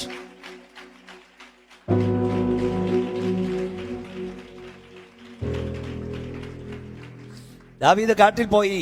അവിടെ ദാവീദിന് സംസാരിക്കാൻ ആരുമില്ല. കാട്ടുമൃഗങ്ങളോട് എന്തോ പറയാനാ, അല്ലെങ്കിൽ ആടിനോട് എന്തോ സംസാരിക്കാനാ. ഈ ദാവീദിന്റെ സങ്കീർത്തനമൊക്കെ നമ്മൾ വായിക്കുമ്പോൾ എഴുതിയിരിക്കുന്ന, വീട്ടിൻ മുകളിൽ തനിച്ചിരിക്കുന്ന കുരികളിനെ പോലെ ഞാനായിരുന്നെന്നാണ്. ആരോടും മിണ്ടാനില്ല. അങ്ങനെ ദീർഘനാളിരുന്നപ്പോൾ അവൻ തോന്നി ദൈവത്തോട് മിണ്ടാമെന്ന്. ദൈവത്തോട് സംസാരിക്കാൻ തുടങ്ങി. കുറച്ച് കഴിഞ്ഞപ്പം ദൈവം അവനോട് സംസാരിക്കാൻ തുടങ്ങി. പിന്നീട് ദൈവം അവനിലൂടെ ദേശത്തോട് സംസാരിക്കാൻ തുടങ്ങി. ചെറുപ്പക്കാരെല്ലാം ഞാൻ പറഞ്ഞ് ശ്രദ്ധിക്കുന്നുണ്ടോ? മോനെ, നിന്റെ ഏകാന്തതകൾ നീ ദൈവത്തിന് കൊടുത്താൽ ദൈവം നിന്നോട് സംസാരിക്കാൻ തുടങ്ങും.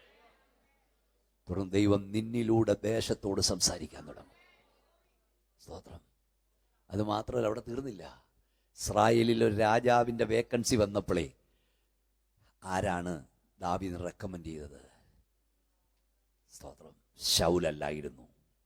ശൗമേലിന്റെ ലിസ്റ്റിൽ അവനില്ലായിരുന്നു. എന്നാൽ സ്വർഗത്തിലെ ദൈവം റെക്കമെൻഡ് ചെയ്തു. രാജാവാക്കാൻ കൊള്ളാകുന്ന ഒരുത്തൻ കാട്ടി കിടപ്പുണ്ടെന്ന്, കടത്തീരത്ത് കിടപ്പുണ്ടെന്ന്. രാവിലെ യേശുവിന്റെ നാമത്തിൽ പറയാം, നിനക്ക് വേണ്ടി റെക്കമെൻഡ് ചെയ്യുവാൻ, മോനെ, നിനക്ക് വേണ്ടി റെക്കമെൻഡ് ചെയ്യുവാൻ ലോകത്തിൽ ആരുമില്ലെങ്കിലും സ്വർഗത്തിലെ ദൈവം നിനക്ക് വേണ്ടി റെക്കമെൻഡ് ചെയ്യും. പ്രിയ മാതാവേ, നിന്റെ തലമുറയ്ക്ക് വേണ്ടി റെക്കമെൻഡ് ചെയ്യാൻ ആരുമില്ലെങ്കിലും നീ കരഞ്ഞാൽ, നീ പ്രാർത്ഥിച്ചാൽ, കുഞ്ഞെ നീ പ്രാർത്ഥിച്ചാൽ സ്വർഗത്തിലെ ദൈവം നിനക്ക് വേണ്ടി റെക്കമെൻഡ് ചെയ്യും. രാജാവാക്കാൻ കൊള്ളാകുന്നവൻ, ഉദ്യോഗത്തിനാക്കാൻ കൊള്ളാകുന്നവൻ ഒരുവൻ കടൽപ്പുറത്ത് കിടപ്പുണ്ടെന്ന് തമ്പുരാൻ പറയും നിനക്ക് വേണ്ടി. ഒന്നുകൂടെ കരമടിച്ച് ദൈവത്തെ സ്തുതിച്ച ശക്തിയോട് സ്തോത്രം, സ്തോത്രം. ഞാൻ എപ്പോഴും ചിന്തിക്കാറുണ്ട്, എന്താണെന്നറിയാമോ? ശൗൽ ഒരിക്കലും അവർ റെക്കമെൻഡ് ചെയ്യില്ല. ശമൂവേൽ പ്രവാചകനാണ് അഭിഷേകം ചെയ്യാൻ വന്നത്. ശമൂവേൽ പ്രവാചകന്റെ ലിസ്റ്റിൽ, ലോങ് ലിസ്റ്റിലും ദാവീദിന്റെ പേരിലായിരുന്നു, ഷോർട്ട് ലിസ്റ്റിലും പേരിലായിരുന്നു. Price the Lord. അവന്റെ ലിസ്റ്റിൽ പല പേരുണ്ടായിരുന്നു. പക്ഷെ ആ പേരെല്ലാം ദൈവം വെട്ടി ദൈവം കണ്ടവനെ മുമ്പിൽ കൊണ്ടുവന്നു. എന്നോട് പരിശുദ്ധാത്മാ പറയുന്നു, ലോകത്തിൽ ആരെല്ലാം നിന്റെ പേര് എവിടുന്നെല്ലാം വെട്ടിയാലും തമ്പുരാൻ വെട്ടാത്തിടത്തോളം നീ നിൽക്കേണ്ടിടത്ത് നിന്നിരിക്കും. ഓ, ശക്തിയോട് ആരാധിച്ച ദൈവസന്നിധി.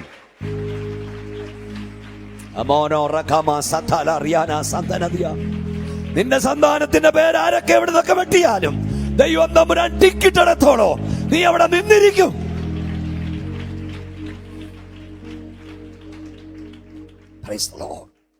ഹല്ലേലൂയ. സാറയുടെ കണ്ണുനീർ, കൂടാരത്തിനകത്തെ കണ്ണുനീർ അവൻ കണ്ടു. രാവിലെ ഇവിടെ ഇരിക്കുന്ന ദൈവമക്കളെ, നിങ്ങളുടെ ആരുടെയും പേരും വീട്ടു വരുമെന്ന് എനിക്ക് അറിഞ്ഞുകൂടാ. പക്ഷെ പരിശുദ്ധാത്മാവ് നിങ്ങളോട് പറയുന്നു, നീ അടുക്കളയിൽ നിന്ന് തുടച്ച കണ്ണുനീർ, നീ ബെഡ്റൂമിൽ വെച്ച് കരഞ്ഞ കണ്ണുനീരുകൾ നിന്റെ ടിഷ്യൂ പേപ്പറിൽ തീർന്നിട്ടില്ല. അത് കാണുന്നൊരു സ്വർഗമുണ്ട്, അതിന് പ്രതിഫലം തരുന്നൊരു ദൈവമുണ്ട്. 21-ാം അധ്യായത്തിൽ വീണ്ടും ദൈവം തമ്പുരാൻ ചെല്ലുന്നു. 21:1 വായിച്ചോ, പെട്ടെന്ന് വായിച്ചോ. 21:1. അനന്തരം യഹോവ താൻ അരുളി ചെയ്തിരുന്നത് പോലെ സാറായെ സന്ദർശിച്ചു. താൻ വാഗ്ദത്തം ചെയ്തിരുന്നത് പോലെ നിവർത്തിച്ചു. ഇനി അതിന്റെ 5-ാം വാക്യം വായിക്കും. 5-ാം വാക്യം വായിച്ചു. 5-ാം തന്റെ മകനായ ഇസ്ഹാക്ക് ജനിച്ചപ്പോൾ അബ്രഹാമിന് 100 വയസ്സായിരുന്നു. ദൈവം എനിക്ക് ചിരിയുണ്ടാക്കി, കേൾക്കുന്നവരെല്ലാം എന്നെ ചൊല്ലി ചിരിക്കുമെന്ന് സാറ പറഞ്ഞു. സാറ മക്കൾക്ക് മുല കൊടുക്കുമെന്ന് അബ്രഹാമിനോട് ആർ പറയുമായിരുന്നു? വായിക്കാനാണ്. സാറ മക്കൾക്ക് മുല കൊടുക്കുമെന്ന് അബ്രഹാമിനോട് ആര് പറയുമായിരുന്നു? അതിന്റെ അർത്ഥം എന്തുവാ? ഈ സാധാരണ കല്യാണം കഴിഞ്ഞ് 1, 2, 3, 4, 5, 6 വർഷം വരെ എല്ലാവരും പറയും കുഴപ്പമില്ല, ദൈവം പ്രവർത്തിക്കും. ദൈവം പറഞ്ഞാട്ടെന്നേ, ദൈവം പ്രവർത്തിക്കും. ചിലപ്പോൾ 8 വർഷം പറഞ്ഞു, ചിലപ്പം 10 വർഷം വരെ പറയും ദൈവം പ്രവർത്തിക്കും. ആർക്കും ഇത് ഊത് വേണം, അതുകൊണ്ടാണ് ഇത് പറയുന്നത്. കുറച്ച് കഴിയുമ്പോൾ ഈ പറഞ്ഞവരെല്ലാം അങ്ങ് നിർത്തും, ദൈവം പ്രവർത്തിക്കും. Price the Lord. അത് അബ്രഹാമിനോട് ആര് പറയുമായിരുന്നു? ആദ്യമൊക്കെ അബ്രഹാമിനോടും പറഞ്ഞു ദൈവം പ്രവർത്തിക്കും. പക്ഷെ പറഞ്ഞവരെല്ലാം നിർത്തി. അവർ നിർത്തിയെങ്കിലും വാക്കു പറഞ്ഞവൻ നിർത്തിയില്ല. ആര് മറന്നാലും ദൈവം നിന്നെ മറക്കില്ല. അബ്രഹാമേ, നീ മറന്നാലും ദൈവ വാഗ്ദത്തം മറക്കില്ല. നിന്നോട് ദൈവം വാക്ക് പറഞ്ഞിട്ടുണ്ടെങ്കിൽ കാലങ്ങൾ കടന്നുപോയാലും നീ വിശ്വസിച്ചില്ലെങ്കിലും അത് ദൈവം നിവർത്തിച്ചിരിക്കും. അബ്രഹാമിനോട് ആര് പറയുമായിരുന്നു സാറ മക്കൾക്ക് മുല കൊടുക്കുമെന്ന്? അതെ, അവൻ അസാധ്യങ്ങളെ സാധ്യമാക്കുന്നവനാണ്. 100-ാം വയസ്സിൽ അബ്രഹാമിന് തലമുറയെ നൽകിയെങ്കിൽ കരഞ്ഞുകൊണ്ടിരിക്കുന്ന പ്രിയ സഹോദരി സഹോദര, നിന്റെ കണ്ണുനീരിന് മുമ്പിൽ ദൈവം പ്രവർത്തിക്കാതിരിക്കില്ല. ഈ പകൽ യേശുവിൻ്റെ നാമത്തിൽ പറയുന്നത് വാഗ്ദത്ത നിവർത്തിയുടെ പകലെന്ന് പറ. വാഗ്ദത്ത നിവർത്തിയുടെ വർഷമെന്ന് പറ. ആരൊക്കെയോ കരഞ്ഞവരോട് പരിശുദ്ധാത്മാവ് ഇടപെടുന്നു. നിന്റെ വാഗ്ദത്ത നിവർത്തിയുടെ വർഷമാണിതെന്ന് പരിശുദ്ധാത്മാവ് പറയുന്നു. നിന്റെ കണ്ണുനീരിന് മുമ്പിൽ ദൈവം മറിമാറിപ്പോകില്ല. അവൻ നിനക്ക് വേണ്ടി ഒരു അത്ഭുതം ചെയ്യാതിരിക്കില്ല. ശക്തിയോടെ കർത്താവിനെ സ്തുതിച്ചുകൊണ്ട് പറ ഹല്ലേലൂയ. ഞാൻ ഈ കഴിഞ്ഞ ദിവസം എൻ്റെ ചർച്ചയിൽ കർത്താവിൻ്റെ കല്ലറയുടെ വാതിക്കൽ ഓടിയെത്തി എല്ലാവരും ഓടിപ്പോയി. പക്ഷെ ഒരുത്തി അവിടെ നിന്നു കരഞ്ഞുകൊണ്ട്. ശിഷ്യന്മാരെല്ലാം പോയി, പക്ഷെ അവൾ കരഞ്ഞുകൊണ്ട് നിന്നു. അപ്പോൾ ഒരുവൻ പ്രത്യക്ഷപ്പെട്ടു. അവൾ ചിന്തിച്ചു തോട്ടക്കാരനായിരിക്കുമെന്ന്. തോട്ടക്കാരന് പറഞ്ഞു, എൻ്റെ യേശുവിനെ നിങ്ങൾ എവിടെ വെച്ചു? പറ, ഞാനവനെ എടുത്തോണ്ട് പോകാം. അപ്പോൾ യേശു ഒരു വിളി വിളിച്ചു, മറിയേ. അവൾ തിരിച്ച് റബൂനി. അവൾ അടുത്തോട്ട് വരുമ്പോൾ, ആ പറയാൻ അങ്ങോട്ട് നോക്കിയിരുന്നേ, അടുത്തോട്ട് വരുമ്പോൾ യേശു പറഞ്ഞു, നീ എന്നെ തൊടരുത്. ഞാനിതുവരെ പിതാവിൻ്റെ അടുക്കൽ പോയിട്ടില്ല. ഇത് വായിക്കുമ്പോൾ ഞാൻ കരയും. എന്താ കാര്യമെന്നറിയാമോ? അതിമഹത്തായ ദൗത്യവുമായി പിതാവിൻ്റെ അരികിലേക്ക് പോയിക്കൊണ്ടിരുന്ന നമ്മുടെ വാഴ്ത്തപ്പെട്ട കർത്താവ് കല്ലറ മുമ്പിൽ തന്നെ ഇന്ന് കരയുന്ന തള്ളയുടെ കണ്ണുനീര് കണ്ടപ്പോൾ തൻ്റെ സകല പ്രോഗ്രാമും മാറ്റിവെച്ച്, തൻ്റെ റൂട്ട് മാറ്റിവെച്ച്, കണ്ണുനീരിന് മുമ്പിൽ അവൻ പ്രോഗ്രാം മാറ്റിവെച്ച് മറിയുടെ അരികിൽ വന്നെങ്കിൽ ഈ പകൽ കരയുന്ന മാതാവേ, കരയുന്ന പിതാവേ, കരയുന്ന ദൈവമേ, നിന്റെ കണ്ണുനീരിന് മുമ്പിൽ സകല പ്രോഗ്രാം മാറ്റിവെച്ച് നിനക്ക് വേണ്ടി അവൻ പ്രവർത്തിക്കാൻ ഇറങ്ങി വരുന്ന ദൈവമാ. എത്രപേർക്ക് ശക്തിയോടെ ദൈവത്തെ ആരാധിപ്പാൻ കഴിയും? ഹല്ലേലൂയ. നമ്മുടെ ദൈവം അസാധ്യങ്ങളെ സാധ്യമാക്കുന്നവനാണ്. ഞാൻ സകലിടത്തിൻ്റെയും ദൈവമായ യഹോവ, എന്നാൽ കഴിയാത്ത വല്ല കാര്യമുണ്ടോ? ഇസ്രായേലിന്റെ മടങ്ങി വരവ് സംഭവിക്കില്ലെന്ന് ലോകം ചിന്തിച്ചു, ദൈവമോ സംഭവിപ്പിച്ചു. അബ്രഹാമിന് ഒരു മകൻ ജനിക്കുമെന്ന് ലോകം ചിന്തിച്ചില്ല. അവസാനം അബ്രഹാം പോലും അവിശ്വസിച്ചു. പക്ഷെ ദൈവം ഇസഹാക്കിനെ നൽകി. 3, യാക്കോബ് തൻ്റെ മക്കളായ യോസഫിനെ കാണുമെന്ന് ചിന്തിച്ചില്ല. നിങ്ങൾക്കറിയാം, എല്ലാ റെഫറൻസും പറയേണ്ട ആവശ്യമില്ല. യാക്കോബ് ഒരിക്കൽ പറഞ്ഞു, യോസഫിന്റെ കൂടെ ഇല്ല, ബിന്യാമീനെയും നിങ്ങൾ കൊണ്ടുപോകുന്നു. നിങ്ങൾ എന്നെ മക്കളില്ലാത്തവനാക്കി മാറ്റുന്നു. സഹോദരന്റെ ക്ഷേമം അന്വേഷിപ്പാൻ, സഹോദരന്മാരുടെ ക്ഷേമം അന്വേഷിപ്പാൻ യോസഫിനെ, തന്റെ മകനായ യോസഫിനെ യാക്കോബ് നിർബന്ധിച്ച് പറഞ്ഞയച്ചതാണ്. സഹോദരന്മാർ അവനെ പിടിച്ചു, അവനെ പൊട്ടക്കണ്ണിലിട്ടു, അവൻ്റെ അങ്കി ഊരി ഒരു കോലാട്ടുകൊറ്റനെ കൊന്ന് രക്തത്തിൽ മുക്കി പിതാവിൻ്റെ അരികിൽ കൊടുത്തു വിട്ടു. എന്നെ നോക്കിയിരിക്കൂ, ജീവിച്ചിരിക്കുന്ന മകൻ മരിച്ചുപോയി എന്ന് ചിന്തിച്ച് ഗോത്രപിതാവായ യാക്കോബ് എത്ര വർഷം കരഞ്ഞെന്ന് നിങ്ങൾക്കറിയാമോ? 22 വർഷം കരഞ്ഞു. ഈ അങ്കി എടുത്തു വെച്ചവൻ കരഞ്ഞുകൊണ്ടേയിരുന്നു. 17-ാമത്തെ വയസ്സിലാണ് യോസഫ് മിസ്രൈമിലേക്ക് പോകുന്നത്. 30-ാമത്തെ വയസ്സിലാണ് അവൻ ഫറവോന്റെ മുമ്പിൽ ചെന്ന് നിൽക്കുന്നത്. അപ്പോൾ 13 വർഷം, 7 വർഷം സമൃദ്ധിയുടെ കാലം. അപ്പോൾ അവർ ചെന്നില്ല. 2 വർഷം കഴിഞ്ഞാൽ വന്നേ. അപ്പോൾ 13, 7, 20, 2, 22 വർഷം യാക്കോബ് കരഞ്ഞുകൊണ്ടേയിരുന്നു. ഈ 22 വർഷത്തിൽ ഒരു ദിവസമെങ്കിലും ദൈവം തമ്പുരാൻ ചെന്ന്, മോനെ കരയണ്ട, അല്ലേ, നിന്റെ മോൻ ജീവനോടുണ്ടെന്ന് ദൈവം എന്ന് പറഞ്ഞോ? ഉറക്കെ പറഞ്ഞോ? ഒരു വട്ടം ഒന്ന് പറഞ്ഞായിരുന്നു ഈ മനുഷ്യന് കരയണം. ദൈവം പറഞ്ഞില്ല. അതിന് കാരണം എന്താണെന്നറിയാമോ? യോസഫ് എവിടെങ്കിലും ഉണ്ടെന്ന് യാക്കോബിന് അറിവ് കിട്ടിയാൽ സകല സന്നാഹത്തോടും പോയി പിടിച്ചോണ്ട് വരും. യോസഫിനെ ദൈവം വീട്ടിൽ നിന്ന് ഇറക്കിക്കൊണ്ടുവന്നത് തിരികെ അതുപോലെ കൊണ്ട് കയറ്റാനല്ല, സിംഹാസനത്തിക്കാനാ. ഹല്ലേലൂയ. ചിലപ്പോൾ ചിലത് ദൈവം വെളിപ്പെടുത്താതിരിക്കും. അതിനുമ്പിൽ ദൈവത്തിന് പ്ലാനുണ്ട്. പ്രവാചകന്റെ കുറ്റമല്ല, പ്രസംഗികന്റെ കുറ്റമല്ല. ചിലപ്പോൾ ചില കാലഘട്ടത്തിൽ നീ കരയേണ്ടി വരും. പക്ഷെ അതിന് പിൻപിൽ ദൈവത്തിന് പദ്ധതിയുണ്ട്. ദൈവത്തിന് വലിയ പദ്ധതിയുണ്ട്, മറക്കരുത്. ഹല്ലേലൂയ. കരഞ്ഞുകൊണ്ടേയിരുന്നു. അപ്പോൾ യാക്കോബ് പറഞ്ഞതാണ്, യോസഫന്റെ കൂടെ ഇല്ല, ബെന്യാമീനെ നിങ്ങൾ കൊണ്ടുപോകുന്നു, നിങ്ങൾ എന്നെ മക്കളില്ലാത്തവനാക്കുന്നു. ഇത് പറഞ്ഞ യാക്കോബ് തൻ്റെ മകനായ യോസഫിന്റെ കുഞ്ഞുങ്ങളെ അനുഗ്രഹിക്കുന്ന ഒരു രംഗം ഉൽപ്പത്തി പുസ്തകം 48-ാം അധ്യായം 8-ാം വാക്യത്തിലുണ്ട്. അത് വായിക്കുമ്പോഴൊക്കെ ഞാൻ കരയും. നിങ്ങളുടെ അകത്ത് പരിശുദ്ധാത്മാവുണ്ടേ, നിങ്ങളും കരയും. എന്നെ നോക്കൂ, ഞാൻ തന്നെ പറയാം. അവിടെ എന്താ എഴുതിയിരിക്കുന്നത് അറിയാമോ?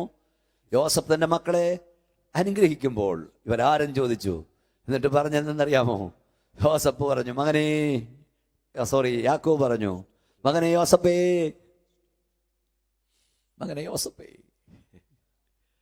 നിന്നെ കാണാമെന്ന് പോലും ഞാൻ ചിന്തിച്ചതല്ല. പക്ഷെ നിന്റെ സന്തതിയെയും കാണുവാൻ ദൈവം എനിക്ക് ഭാഗ്യം നൽകി. രാവിലെ ആരോടൊക്കെയോ ദൈവാത്മാവ് പറയുന്നു, നിന്റെ തലമുറയുടെ നന്മ നിന്നെ കാണിക്കത്തില്ലെന്ന് ദുഷ്ടപിശാച് പറയുന്നെങ്കിൽ നിന്റെ തലമുറയുടെ നന്മ കാണാൻ ദൈവം നിനക്ക് ഭാഗ്യം തരും. ഓ ശക്തിയോടെ ഹജ മാന റബ നഗദുനിയ ഉടമ ശതുനിയ ഹംതുനിയ, നിന്റെ സന്താനത്തിന്റെ നന്മ നിന്നെ കാണിക്കത്തില്ലെന്ന് ദുഷ്ടപിശാച് പറയുന്നെങ്കിൽ നിന്റെ തലമുറയുടെ നന്മ കാണാൻ ദൈവം നിനക്ക് ഭാഗ്യം തരും. Hallelujah, hallelujah. ശക്തിയോടെ ആരാധിച്ചാട്ടെ. ഹല്ലേലൂയ. യാക്കോബ് പറഞ്ഞു, യോസഫിന്റെ കൂടെയില്ല, ബെന്യാമീനെ കൊണ്ടുപോകുന്നു, നിങ്ങൾ എന്നെ മക്കളില്ലാത്തവനാക്കും. ആ വയോവൃദ്ധൻ ചിന്തിച്ചത് തൻ്റെ സന്താനങ്ങളുടെ നന്മ ഇനിയും കാണില്ലെന്ന്.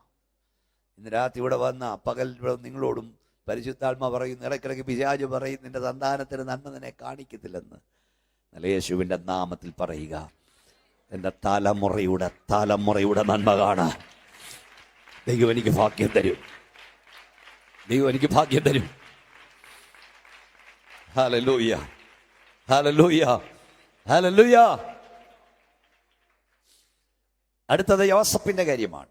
യോസഫ് മന്ത്രിയാകുമെന്ന് ആരും ചിന്തിച്ചില്ല, സഹോദരന്മാർ ചിന്തിച്ചില്ല. യോസഫിനോട് ദൈവം തമ്പുരാൻ ദർശനം കൊടുത്തു, വെളിപ്പാട് കൊടുത്തു. അവൻ മന്ത്രി, രാജാവ്, ഉന്നതരിൽ എത്തുമെന്നറിഞ്ഞവന്റെ സഹോദരന്മാർ അവനെ ദർശനമില്ലാതാക്കാൻ ശ്രമിച്ചു. യോസഫിനെ കുറിച്ച് നമ്മൾ വായിക്കുന്നത്, അവൻ ആദ്യത്തെ ദർശനം പറഞ്ഞപ്പോൾ അവന്റെ സഹോദരന്മാർ അവനെ പകച്ചു, ദോഷിച്ചു, അധികം ദോഷിച്ചു, അസൂയ തോന്നി, സമാധാനമായി സംസാരിപ്പാൻ കഴിഞ്ഞില്ല. രണ്ടാമത്തെ ദർശനം അപ്പനോട് പറഞ്ഞപ്പോൾ അപ്പനും മുഷിഞ്ഞു. ഞാൻ പറയുന്നതൊക്കെ ശ്രദ്ധിക്കുന്നുണ്ടോ? യോസഫ് തന്റെ ആദ്യത്തെ ദർശനം, സ്വപ്നം സഹോദരന്മാരോട് പറഞ്ഞപ്പോൾ അവർ കൈയടിച്ചില്ല, പ്രോത്സാഹിപ്പിച്ചില്ല, കൂടെ നിൽക്കാമെന്ന് പറഞ്ഞില്ല, ഞങ്ങളുടെ സഹോദരൻ ഉയരുമല്ലോ എന്ന് ചിന്തിച്ചില്ല. അവർ അവനെ പകച്ചു, ദോഷിച്ചു, അധികം ദോഷിച്ചു, അസൂയ തോന്നി. മകളെ, നീ നല്ലൊരു പാട്ട് പാടുമ്പം, നല്ലൊരു പ്രസംഗം നടത്തുമ്പം, ഒരു നല്ല പാട്ട് എഴുതുമ്പം എല്ലാവരും കൂടെ കൈയടിച്ച് ബലേപേഷ് പറയുന്നൊന്നും ചിന്തിക്കരുത്. നല്ലൊരു ദൂതും നിങ്ങളുടെ സഭ നിങ്ങൾക്ക് പ്രോത്സാഹനം തരുന്നുണ്ടായിരിക്കാം, പക്ഷെ എല്ലായിടും അങ്ങനല്ല. നീ ഒരു ദർശനം കാണുമ്പോൾ, നീ ഒരു അരുളപ്പാട് പ്രസ്താവിക്കുമ്പോൾ എല്ലാവരും കൂടെ നിൽക്കും ചിന്തിക്കരുത്. പകയ്ക്കും, ദോഷിക്കും. പക്ഷെ അതുകൊണ്ട് ദർശനം കാണുന്ന നിർത്തരുത്, സ്വപ്നം കാണുന്ന നിർത്തരുത്. അത് കണ്ടുകൊണ്ടേയിരിക്കുക. ആ ദർശനം തന്നെ ഉയർത്തുന്നൊരു ദിവസമുണ്ട്. ആരും പ്രോത്സാഹിപ്പിച്ചില്ലെങ്കിലും, ആരും കൈയടിച്ചില്ലെങ്കിലും, ആരും സ്തോത്രം പറഞ്ഞില്ലെങ്കിലും, ദൈവം നിനക്ക് തന്ന ദർശനം സ്വപ്നം കാണാൻ നിർത്തരുത്. അത് കണ്ടുകൊണ്ടിരിക്കുക. സ്വപ്നം യോസഫിനെ പൊട്ടക്കടലിട്ടു. സ്വപ്നം യോസഫിനെ പൊത്തിഫാറിന്റെ വീട്ടിലെത്തിച്ചു. സ്വപ്നം യോസഫിനെ അടിമപ്പണിയേൽപ്പിച്ചു. എന്നാൽ അത് സ്വപ്നം യോസഫിനെ ഉയർത്തി. ശക്തിയോടെ ദൈവത്തെ സ്തുതിച്ചുകൊണ്ട് പറ, നിന്റെ ദർശനം നിന്നെ ഉയർത്തുന്ന ഒരു ദിവസമുണ്ട്.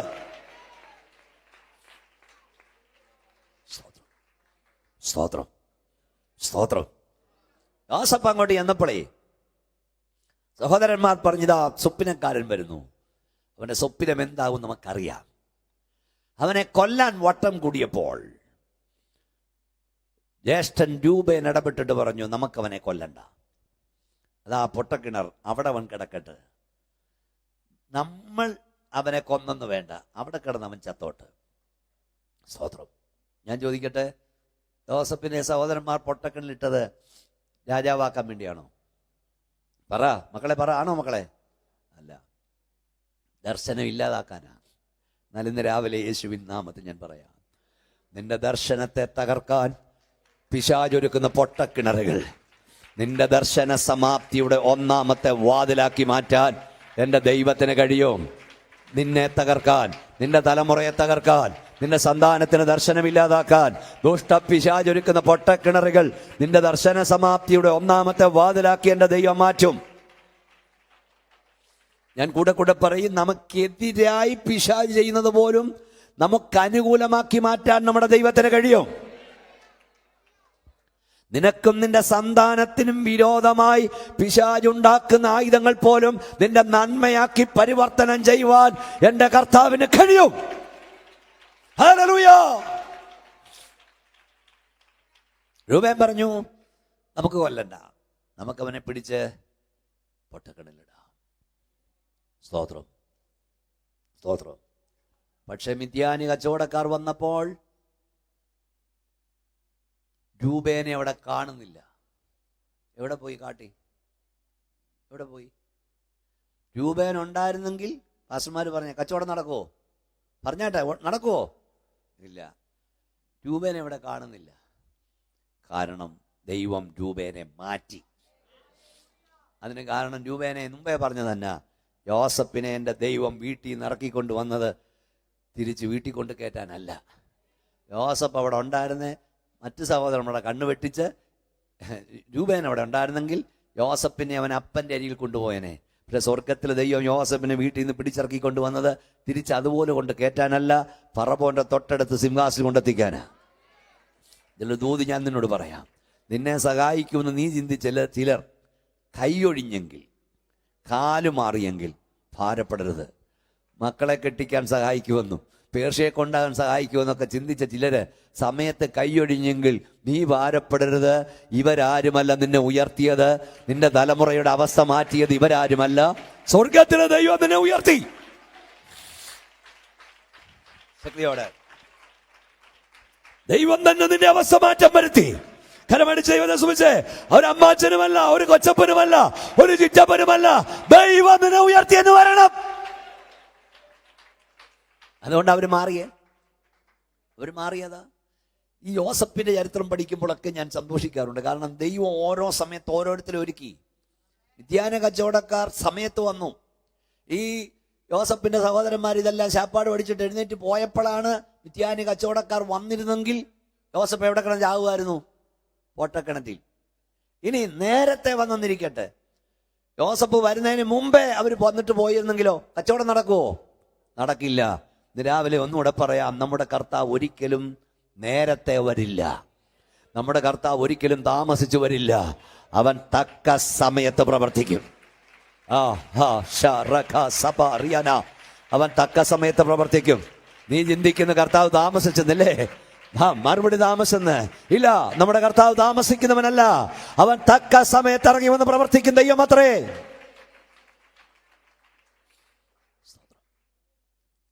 ദൈവത്തിന്റെ ഇടപെടൽ ഞാൻ യോസഫിന്റെ വിഷയത്തിൽ കാണുന്നു. ആദ്യം യഹൂദ, പിന്നെ രൂബേൻ. സ്തോത്രം. യഹൂദ പറഞ്ഞവനെ വിൽക്കാമെന്ന്. ഇതെല്ലാം ദൈവീയ ഇടപെടലുണ്ട്. ദൈവം ഓരോരുത്തരെ ഓരോ സമയത്ത് നിനക്ക് വേണ്ടി ഒരുക്കി നിർത്തും. ഈ ഓരോ വാക്ക് ഞാൻ പരിശുദ്ധാത്മാവിൽ പറയുക. നിനക്കും നിന്റെ തലമുറയ്ക്കും വേണ്ടി ദൈവം ഓരോരുത്തരെ ഒരുക്കി നിർത്തും. കരുതി വെക്കും, നോക്കി വെക്കും, സംഗ്രഹിച്ചു വെക്കും. പ്രാർത്ഥിക്കും നിനക്ക് വേണ്ടി ദൈവം ചിലരെ ഒരുക്കി വെക്കും. സ്തോത്രം.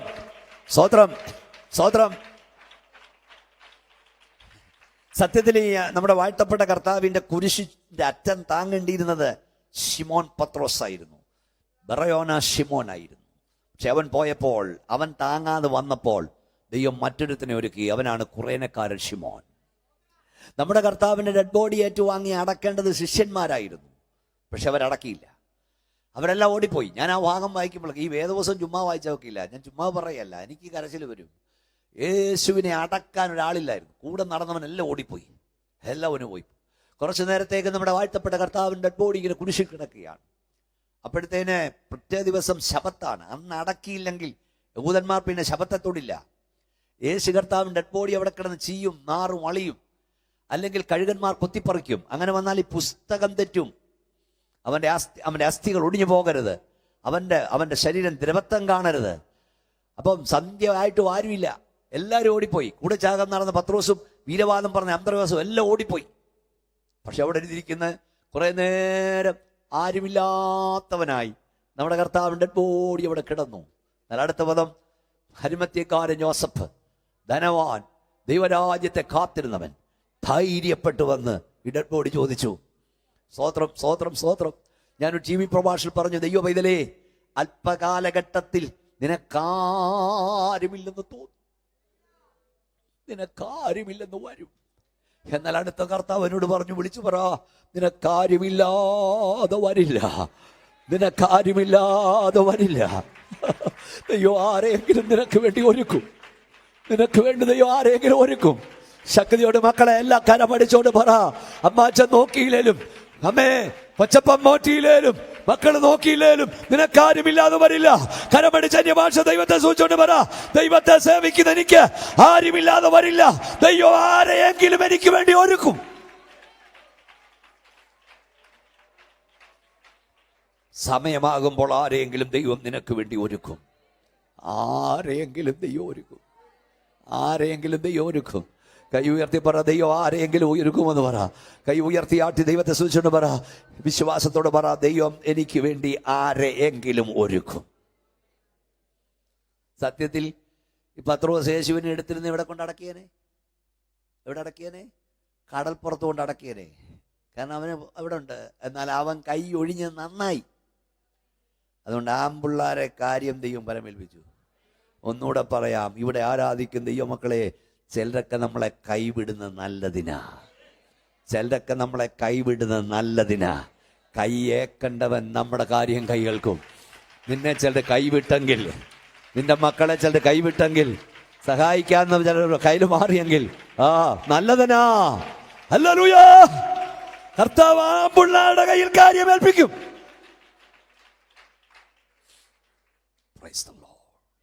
ഹല്ലേലൂയ. യോസഫിനെ സഹോദരന്മാർ പകയ്ക്കാൻ കാര്യം എന്താണ്? അപ്പനവനെ സ്നേഹിച്ചു. അപ്പനവന് നിലയങ്കി ഉണ്ടാക്കി കൊടുത്തു. സഹോദരന്മാരുടെ ദുസ്കൃതി വന്ന് അപ്പനോട് പറഞ്ഞു, സ്വപ്നം കണ്ടി. 4 കാര്യമാണ്. അതിലൊരു കാര്യം ഒഴികെ മറ്റൊന്നും അവന്റെ കുറ്റമല്ല. അപ്പൻ സ്നേഹിച്ച അവന്റെ കുറ്റമാണോ? അപ്പൻ നിലയങ്കി ഉണ്ടാക്കി കൊടുത്ത അവന്റെ കുറ്റമാണോ? സ്വപ്നം കണ്ടത് അവന്റെ കുറ്റമാണോ? പക്ഷെ അവനൊരു തെറ്റ് ചെയ്തു. സഹോദരന്മാരുടെ തെറ്റുകൾ അവൻ അപ്പനെ അറിയിച്ചു. ദുസ്കൃതി വന്നു പറഞ്ഞു. അവൻ പ്രമാണത്തിന് വേണ്ടി നിന്നു, സത്യത്തിന് വേണ്ടി നിന്നു, വിശുദ്ധിക്ക് വേണ്ടി നിന്നു. അതുകൊണ്ട് അവനെ സഹോദരന്മാർ ദൂഷിച്ചു. ബൈബിളൊരു വാക്യമുണ്ട്, സകല കഷ്ടതയും, ഉൽപ്പത്തി 41:51 എടുക്കണ്ട, എൻ്റെ സകല കഷ്ടതയും എൻ്റെ പിതൃഭവനവും ദൈവം എന്നെ മറക്കുമാറാക്കി എന്ന് പറഞ്ഞ് അവൻ ഒന്നാമത്തവന് എഫ്രൈം എന്ന് പേരിട്ടു. സങ്കടദേശത്ത് ദൈവം എന്നെ വർദ്ധിപ്പിച്ചെന്ന് പറഞ്ഞ് അവൻ രണ്ടാമത്തവന് മനശ്ശെ എന്ന് പേരിട്ടു. പ്രമാണത്തിന് വേണ്ടി, സത്യത്തിന് വേണ്ടി നിൽക്കുന്ന ദൈവവൈതലേ, അല്പകാലഘട്ടത്തിൽ പിതൃഭവനത്തിൽ നിന്ന് നിനക്ക് ക്ലേശം വന്നെന്ന് വരാം. എന്നാൽ എൻ്റെ ദൈവം നിന്റെ സകല കഷ്ടതയും മറക്കുമാറാക്കുന്ന ദൈവമാണ്. മറക്കുമാറാക്കുന്ന ദൈവമാണ്. അടുത്ത പദം, സങ്കടദേശത്ത് അവൻ എന്നെ വർദ്ധിപ്പിച്ചു. അതെ, സങ്കടദേശത്ത് അവൻ എന്നെ വർദ്ധിപ്പിച്ചു. എവിടെ സങ്കടമുണ്ടോ അവിടെ ഒരു വർധനമുണ്ട്. എവിടെ സങ്കടമുണ്ടോ അവിടെ ഒരു വർധനമുണ്ട്. എവിടെ സങ്കടമുണ്ടോ അവിടെ ഒരു വർധനമുണ്ട്. സങ്കടം വരുമ്പോൾ ഓർക്കുക, ദൈവം നിന്നെ വർദ്ധിപ്പിക്കാൻ പോകുക. സങ്കടദേശത്താണ് വർധനവ്. യോസേപ്പിനെ ദൈവം സിംഹാസനത്തിച്ചു. നമ്മുടെ ദൈവം അസാധ്യങ്ങളെ സാധ്യമാക്കുന്നവനാണ്. ഏറ്റവും അതിപ്രധാന്യമായ കാര്യം പറഞ്ഞ് നമ്മൾ പ്രാർത്ഥിച്ച് അവസാനിപ്പിക്കാൻ പോകുകയാണ്. അതായത് നമ്മുടെ വാഴ്ത്തപ്പെട്ട കർത്താവ് ജനിക്കാതിരിപ്പാൻ പിശാച് നോക്കി. ഒത്തിരി കാര്യങ്ങൾ പറയേണ്ട നേരമില്ല. അവൻ വളരാതിരിപ്പാൻ നോക്കി. അവൻ ക്രൂശിക്കപ്പെടാതിരിപ്പാൻ നോക്കി. ക്രൂശിക്കപ്പെട്ട നമ്മുടെ കർത്താവ്, മരിച്ച കർത്താവ് ഉയർക്കാതിരിപ്പാൻ നോക്കി. എന്നാൽ അവൻ്റെ സകല പദ്ധതിയും തകർത്തുകൊണ്ട് നമ്മുടെ കർത്താവ് ഉയർത്തെഴുന്നേറ്റു. നമ്മുടെ കർത്താവ് യഹോവയിൽ വന്നു. അവൻ ജീവിച്ചു. അവൻ വളർന്നു. അതെ, ഈ കാൽവറി കുരിശ് പിശാചിൻ്റെ പദ്ധതികളുടെ സമ്പൂർണ്ണ പരാജയവും നമ്മുടെ വാഴ്ത്തപ്പെട്ട കർത്താവിൻ്റെ പദ്ധതികളുടെ സമ്പൂർണ്ണ വിജയവും അത്രേ. പോരാ, കൈ ഉയർത്തി ദൈവത്തെ സ്തുതിച്ചോണ്ട് പറ, കാൽവറി കുരിശ് പിശാചിൻ്റെ പദ്ധതികളുടെ സമ്പൂർണ്ണ പരാജയവും ദൈവിക പദ്ധതികളുടെ സമ്പൂർണ്ണ വിജയവും അത്രേ. ഈ ആരാധനാ ഹോളിൽ വന്ന നിന്നോട് ദൈവാത്മാവിൽ ഞാൻ പറയാം, പിശാചിന്റെ പദ്ധതികൾ പരാജയപ്പെടും, ദൈവത്തിന്റെ പദ്ധതി വിജയിക്കും. കൈയടിച്ചോ, വാ തുറന്നോ, യേശുവിന്റെ നാമത്തിൽ പറ, പിശാചേ നിന്റെ പദ്ധതികൾ പരാജയപ്പെടും, എന്റെ ദൈവത്തിന്റെ പദ്ധതി വിജയിക്കും. യേശുവിന്റെ നാമത്തിൽ പറ, എന്നെ കുറിച്ചുള്ള, എന്റെ കുടുംബത്തെ കുറിച്ചുള്ള, എന്റെ കുഞ്ഞുങ്ങളെ കുറിച്ചുള്ള നിന്റെ പദ്ധതികൾ പരാജയപ്പെടും, എന്റെ ദൈവത്തിന്റെ പദ്ധതി വിജയിക്കും. സ്തോത്രം. യേശു കർത്താവ് ജനിക്കാതിരിപ്പാൻ അവൻ നോക്കി. ജനിച്ച കർത്താവ് വളരാതിരിപ്പാൻ നോക്കി. യേശു കർത്താവ് ജനിച്ചപ്പോൾ ശിശുക്കളെ കൊല്ലും. 3 വയസ്സിൽ താഴെയുള്ള സകല കുഞ്ഞുങ്ങളെയും കൊന്നു. ഈ ഒരു വിമോചകൻ ജനിക്കുമ്പോൾ ശിശുക്കൾ കൊല്ലപ്പെടണം. മോശക്കുഞ്ഞ് ജനിച്ചപ്പോൾ ജനിച്ച എല്ലാ കുഞ്ഞുങ്ങളും നീലനിലയിൽപ്പെട്ടു. പക്ഷെ പല കുഞ്ഞുങ്ങൾ ഇല്ലാതായി. ദൈവം കണ്ടവൻ ഇവിടെ ജനിച്ചു.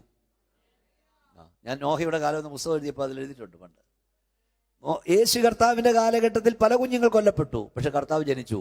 അതിലൊരു ദൂതാ, ലോകത്തിൽ ആരെല്ലാം നീ ജനിക്കരുത് ചിന്തിച്ചാലും നീ ജനിക്കേണ്ടിടത്ത് ജനിച്ചിരിക്കും. ദൈവം കണ്ടവൻ ഇല്ലാതാക്കാൻ ആരൊക്കെ നോക്കിയാലും അവൻ ദൈവത്തിന്റെ സമയത്ത് ജനിക്കും. ഇതൊരു ദൂതാ, പരിശുദ്ധന്മാരോടൊക്കെ പറയുക.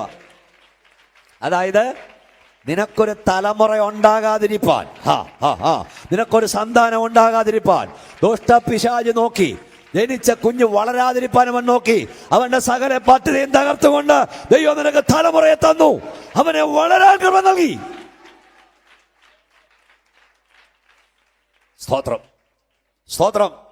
യേശു കർത്താവ് ക്രൂശിൽ മരിക്കാതിരിപ്പാൻ നോക്കി. മരിച്ച കർത്താവ് ഉയർക്കാതിരിപ്പാൻ നോക്കി.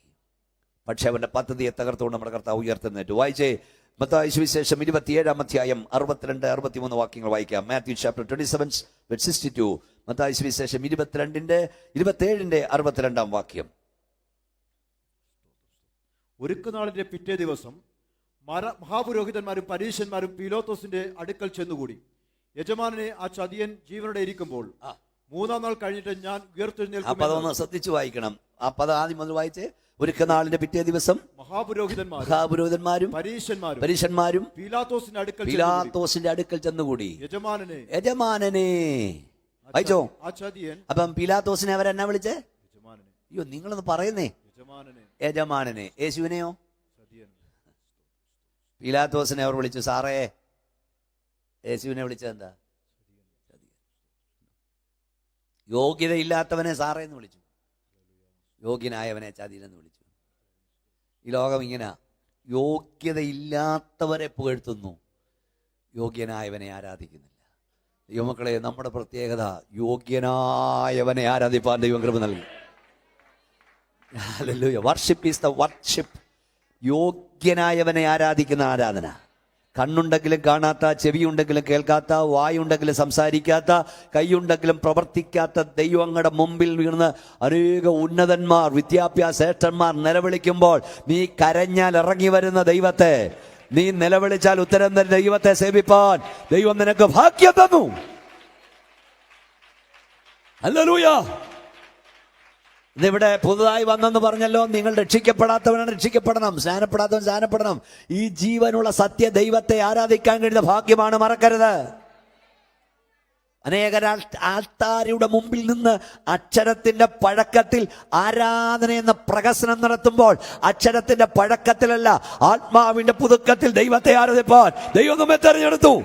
ഒന്നുകൂടെ പറയാം, കണ്ണുണ്ടെങ്കിലും കാണാത്ത, ചെവി ഉണ്ടെങ്കിലും കേൾക്കാത്ത, വായുണ്ടെങ്കിലും സംസാരിക്കാത്ത ഊമകളുടെ മുമ്പിൽ നിന്ന് കരയുമ്പോൾ നീ കരഞ്ഞാൽ ഉത്തരം തരുന്ന ജീവനുള്ള ദൈവത്തെ സേവിപ്പാൻ ദൈവം ഭാഗ്യം തന്നു. എത്ര വലിയ ഭാഗ്യം അത്! Worship is the worship. യോഗ്യനായവന്റെ മുമ്പിൽ മുട്ടുകുത്തുന്നു, യോഗ്യനായവന് സ്തോത്രം പറയുന്നു. വരുവിൻ നാം വണങ്ങി നമസ്കരിക്ക, നമ്മെ നിർമ്മിച്ച യഹോവയുടെ മുമ്പിൽ മുട്ടുകുത്തുക. Price the Lord. ദൈവമേ, സിയോനിൽ സ്തുതി നിനക്ക് യോഗ്യം, നിനക്ക് തന്നെ നേർച്ച കഴിക്കുന്നു. പ്രാർത്ഥന കേൾക്കുന്നവനായുള്ളവേ, സകല ജഡവും നിന്റെ അരികിലേക്ക് വരുന്നു. ഹല്ലേലൂയ. പ്രാർത്ഥന കേൾക്കുന്ന ദൈവത്തെ, കണ്ണുനീര് കാണുന്ന ദൈവത്തെ, നിലവിളി കേൾക്കുന്ന ദൈവത്തെ, ഓ നിന്റെ റൂമിൽ ഇറങ്ങി വരുന്ന ദൈവത്തെ സേവിപ്പാൻ ഭാഗ്യം കിട്ടി. അവർ വിളിച്ചു, യജമാനനെ.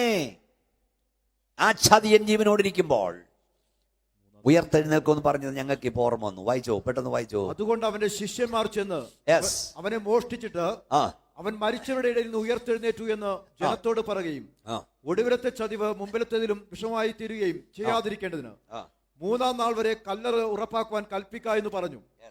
പീലാത്തോസ് അവരോട്, കാവൽ കൂട്ടത്തെ തരാം, പോയി നിങ്ങളാകുന്നിടത്തോളം ഉറപ്പുവരുത്തുവിൻ എന്ന് പറഞ്ഞു. അവർ ചെന്ന് കല്ലിന് മുദ്ര വെച്ച് കാവൽ കൂട്ടത്തെ നിർത്തി കല്ലറ ഉറപ്പാക്കി. അവർ പറഞ്ഞു, ഇപ്പം ഞങ്ങൾക്ക് ഓർമ്മ വന്നു അവൻ ഉയർക്കുമെന്ന് പറഞ്ഞത്. അവന്റെ ശിഷ്യന്മാർ മൂട്ടിച്ചുകൊണ്ട് പോയിട്ട് അവൻ ഉയർത്തെന്ന് പറയാം, അതുകൊണ്ട് അവൻ ഉയർക്കരുത്, അതിന് എന്തൊക്കെ ചെയ്യാൻ പറഞ്ഞു. അപ്പം പീലാത്ത് പറഞ്ഞു, എന്തൊക്കെ ചെയ്യണോ ചെയ്തോ, എന്നാ കഴിയുന്നൊക്കെ ഞാനും ചെയ്യാം, നിങ്ങളെ കഴിയുന്നൊക്കെ നിങ്ങളും ചെയ്തോ. എന്നിട്ട് എന്നാ ചെയ്യുന്നറിയാമോ? ഒരു വലിയ കല്ല് കർത്താവിൻ്റെ കല്ലറയുടെ വാതിൽക്കൽ ഉരുട്ടി വെച്ചു. ഞാൻ ഇസ്രായേലിൽ പോയിട്ടുണ്ട്, പോയവർ ഇവിടെ കാണുമായിരിക്കും. ആ കല്ലറയുടെ മുമ്പിൽ ഉരുട്ടി വെച്ച കല്ലിന് സമാനമായ വലിയൊരു കല്ല് അവിടെ കിടപ്പുണ്ട്. പക്ഷേ കല്ലറ തുറന്ന് കിടക്കുക. ലോകത്തിലെ മഹാരന്മാരുടെ എല്ലാം കല്ലറ അടഞ്ഞു കിടക്കുമ്പോൾ നമ്മുടെ കർത്താവിൻ്റെ കല്ലറ തുറന്ന് കിടക്കുക. അപ്പോൾ ഈ വലിയ കല്ല് അങ്ങോട്ട് ഉരുട്ടി വെച്ചിട്ട് റോമാഗമൻ്റെ ഇമ്പീരിയൽ മുദ്ര അതിൽ വെച്ചു, സീല് വെച്ചു. പേടിത്തണ്ടന്മാർ പത്രോസൊക്കെ ഓടിച്ചിരിക്കുക, അവർ തൊടത്തില്ലെന്നറിയാം, പക്ഷെ തൊട്ടാൽ മരണമാണ്. വലിയൊരു സീല് വെച്ചു. എന്നിട്ട് ലോകത്തിലെ ഏറ്റവും വലിയ സൈനിക ശക്തി ആ കല്ലറയ്ക്ക് കാവൽ നിന്നു. ദൃശ്യലോകത്ത് ഇതൊക്കെ നടക്കുമ്പോൾ അദൃശ്യ ലോകത്ത് സാത്താനും അവൻ്റെ സകല സൈന്യവും ആ കല്ലറയ്ക്ക് കാവലായിരുന്നു. ആ കല്ലറയുടെ ഉള്ളിൽ മരണവും പാതാളവും തൻ്റെ കയ്യിൽ കിട്ടിയവനെ വിട്ടുകൊടുക്കില്ലെന്ന് വാദിക്കുന്നു. കാരണം ആദാം മുതൽ മരണം വാഴേണ്ടതാകുന്നു, മരണം വാണുകൊണ്ടിരിക്കുകയാണ്. അതുകൊണ്ടാണ് അപ്പൻ്റെ മുമ്പിൽ നിന്ന് മോനെ കൊണ്ടുപോകുന്നത്. മോൻ്റെ മുമ്പിൽ വെച്ച് ഇളയവൻ ഒഴിക്കുമ്പം മൂത്തവൻ ഇരിക്കുമ്പോൾ ഇളയവനെ കൊണ്ടുവന്ന് മരണത്തിന് ദയയില്ല, അവൻ വാഴുകയാണ്. പക്ഷെ കർത്താവ് അവനെ ഹല്ലേലൂയ കാൽവറിയിൽ തകർത്ത് കളഞ്ഞു. അപ്പോൾ ഒന്നേ, ലോകത്തിലെ ഏറ്റവും വലിയ സൈനിക ശക്തി യേശു കർത്താവിന്റെ കല്ലറയ്ക്ക് മുമ്പിൽ വലിയൊരു കല്ലുരുട്ടി വെച്ചു, സീല് വെച്ചു. 5 വിധ മാരകായുധങ്ങളുമായി ലോകത്തിലെ ഏറ്റവും വലിയ സൈനിക ശക്തി എന്ന് കാവൽ നിന്നു. അതുകൂടാതെ അദൃശ്യ ലോകത്ത് സാത്താനും അവന്റെ സകല സേനകളും കാവൽ നിന്നു. ഹല്ലേലൂയ. മരണവും പാതാളവും അവനെ വിട്ടുകൊടുക്കില്ലെന്ന് പറഞ്ഞു. എന്നാൽ അപ്പോസ്തലപ്രവൃത്തി 2:23-24 മരണം അവനെ തടഞ്ഞു വെക്കുന്നത് അസാധ്യമായിരുന്നു. അവൻ മരണത്തെ തകർത്ത വെളിയിൽ വന്നു. ഈ സഭാരാധന ഇവിടെ ആരാധിക്കുന്ന ദൈവമക്കളോട് പരിശുദ്ധാത്മാവിൽ ഞാൻ പറയാം, നിന്റെ സകല നന്മകളെയും ശത്രു ബന്ധിച്ച് മുദ്ര വെച്ചാലും നിന്റെ സകല നന്മകളെയും ശത്രു ബന്ധിച്ച് മുദ്ര വെച്ചാലും ഒരൊറ്റ വാക്കിനാൽ അവനെ അഴിക്കാൻ അധികാരമുള്ളവൻ, അതിനെ അഴിക്കാൻ അധികാരമുള്ളവൻ ഇന്ന് രാവിലെ ഇവിടെ കറങ്ങി വന്നിട്ടുണ്ട്. എല്ലാവരും കരമടിച്ച് അല്പസമയം, ആര് കൈകെട്ടിയിരിക്കരുത്, ശക്തിയോടെ ദൈവത്തെ സൂക്ഷിച്ചുകൊണ്ട് പറ, ഹല്ലേലൂയ. അവന്റെ സകല അധികാരങ്ങളെ അഴിപ്പാൻ അധികാരമുള്ളവൻ ഈ പകൽ ഇവിടെ കറങ്ങി വന്നിട്ടുണ്ട്. ഹല്ലേലൂയ.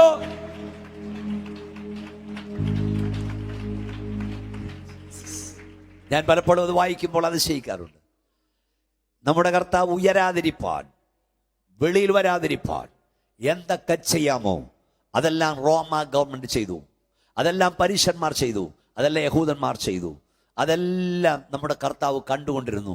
എന്ന് പറഞ്ഞാൽ നീ ചെയ്യാവുന്നൊക്കെ ചെയ്തോളാം പറഞ്ഞു. Price the Lord. ഇന്ന് രാവിലെ കർത്താവിനോട് പറയും, നിങ്ങളോട് പറയാൻ, നിന്റെ നന്മയ്ക്കെതിരായി, ഉയർച്ചയ്ക്കെതിരായി, ഉയർപ്പിനെതിരായി പിശാചി ചെയ്യാവുന്നെല്ലാം ചെയ്തു കൊള്ളട്ടെ, ദുഷ്ട പിശാചി ചെയ്യാവുന്നെല്ലാം ചെയ്തു കൊള്ളട്ടെ. എന്നാൽ പിശാചിനല്ല ജയം, സാത്താനല്ല ജയം, ദൈവസഭയ്ക്കാണ് ജയം. അതെ, നിനക്കെതിരായി, നിന്റെ തലമുറയ്ക്കെതിരായി, നിന്റെ സഭയ്ക്കെതിരായി പിശാച് ചെയ്യാവുന്നെല്ലാം ചെയ്യട്ടെ. പക്ഷേ പിശാച് നിനക്കല്ല ജയം, ദൈവസഭയ്ക്കാണ് ജയം. നമ്മുടെ കർത്താവ് ഉയർത്തെഴുന്നേറ്റു. കൈ ഉയർത്തി പറ, നമ്മുടെ കർത്താവ് ഉയർത്തെഴുന്നേറ്റു. എല്ലാ കൈയും ഒന്ന് ഉയർത്തി ആട്ടിക്കാട്ട്. യേശു ഉയർത്തെഴുന്നേറ്റു. അവൻ ജീവിക്കുന്നു. സംഭവിക്കില്ലെന്ന് ചിന്തിക്കുന്നത് സംഭവിക്കും. ഇനിയും സംഭവിക്കാനുള്ളത് മരിച്ചവരുടെ ഉയർപ്പാണ്. കർത്താവ് താൻ ഗംഭീരനാദത്തോടും പ്രധാന ദൈവദൂത ശബ്ദത്തോടും കൂടെ സ്വർഗത്തിൽ നിറങ്ങി വരും. ക്രിസ്തുവിൽ മരിച്ചവർ മുമ്പ് ഉയർക്കും. പിന്നെ ജീവനോട് ശേഷിക്കുന്നവരായ നാം, എളുപ്പം പറ, ഉറക്കം പറ, തൻ്റെ അടുത്ത് ഇവിടെ നാം, ശങ്കിനെ കൈവച്ചുകൊണ്ട് ഇവിടെ നാം ആകാശമേഘങ്ങളിൽ കർത്താവിനെ എതിരേൽപ്പാൻ എടുക്കപ്പെടും. ഡെലിവറി സർച്ചിലെ ദൈവം ഇത്ര ശക്തിയുള്ളോ? നാം പറഞ്ഞേ, ഉറക്കം പറ, നാം എടുക്കപ്പെടും, നാം എടുക്കപ്പെടും. അതാ നമ്മുടെ പ്രത്യാശ. നാം എടുക്കപ്പെടും. ലാസ്റ്റ് അവിടെ കൊണ്ട് നിർത്താൻ പോവാ. നാം എടുക്കപ്പെടും, നാം എടുക്കപ്പെടും. ഏത് നിമിഷവും കാഹളം നനിക്കും, നമ്മൾ എടുക്കപ്പെടും. ഇപ്പൊ ഞാനിങ്ങനെ പ്രസംഗിച്ചുകൊണ്ട് നിൽക്കുമ്പോൾ ആ കാഹളം നനിക്കുന്നതിന് മൈക്ക് താഴോട്ട് പോകും, ഞാൻ മേളോട്ട് പോകും. ഇത് 15 നിലയുണ്ടെങ്കിലും പ്രശ്നമൊന്നുമല്ല. ഹാനോക്ക് ദൈവത്തോട് കൂടെ നടന്നു, ദൈവനെ എടുത്തുകൊണ്ടതിനാൽ കുറച്ചുപേര് കാണാതാകും, കുറച്ചുപേർ എടുക്കപ്പെടും. പിശാച് പറയും നടക്കത്തില്ലെന്ന്. പക്ഷെ നമ്മൾ വിശ്വസിക്കുന്നു കർത്താവ് വരും, കാഹളം ധ്വനിക്കും, എടുക്കപ്പെടും. വളരെ പ്രശസ്തനായ ഒരു ശാസ്ത്രജ്ഞന്റെ അരികിൽ ചെന്ന് ചോദിച്ചു, എങ്ങനെയാണ് ഈ മനുഷ്യൻ എടുക്കപ്പെടുന്നത്? അദ്ദേഹം പറഞ്ഞു, ഒരു ഇരുമ്പ് കഷ്ണം കൊണ്ടുവരാൻ പറഞ്ഞു. ഇരുമ്പ് അയിര് അതായത് ഇടിച്ച് പൊടിച്ച് മണ്ണിൽ വിതറി. എന്നിട്ട് പറഞ്ഞു കാന്തം കൊണ്ടുവരാൻ പറഞ്ഞൊരു മാഗ്നറ്റിക് ദണ്ട്. ഈ മാഗ്നറ്റിക് കൊണ്ടുവന്ന്, കാന്തം കൊണ്ടുവന്ന് ഇങ്ങനെ ഓടിച്ചപ്പോൾ മണ്ണിൽ മറയപ്പെട്ട് കിടന്ന ഇരുമ്പ് പൊടികളെല്ലാം ഫും ഫും ഫും എന്ന് പറഞ്ഞ് ചാടി ഒന്നിച്ചു പിടിച്ചു.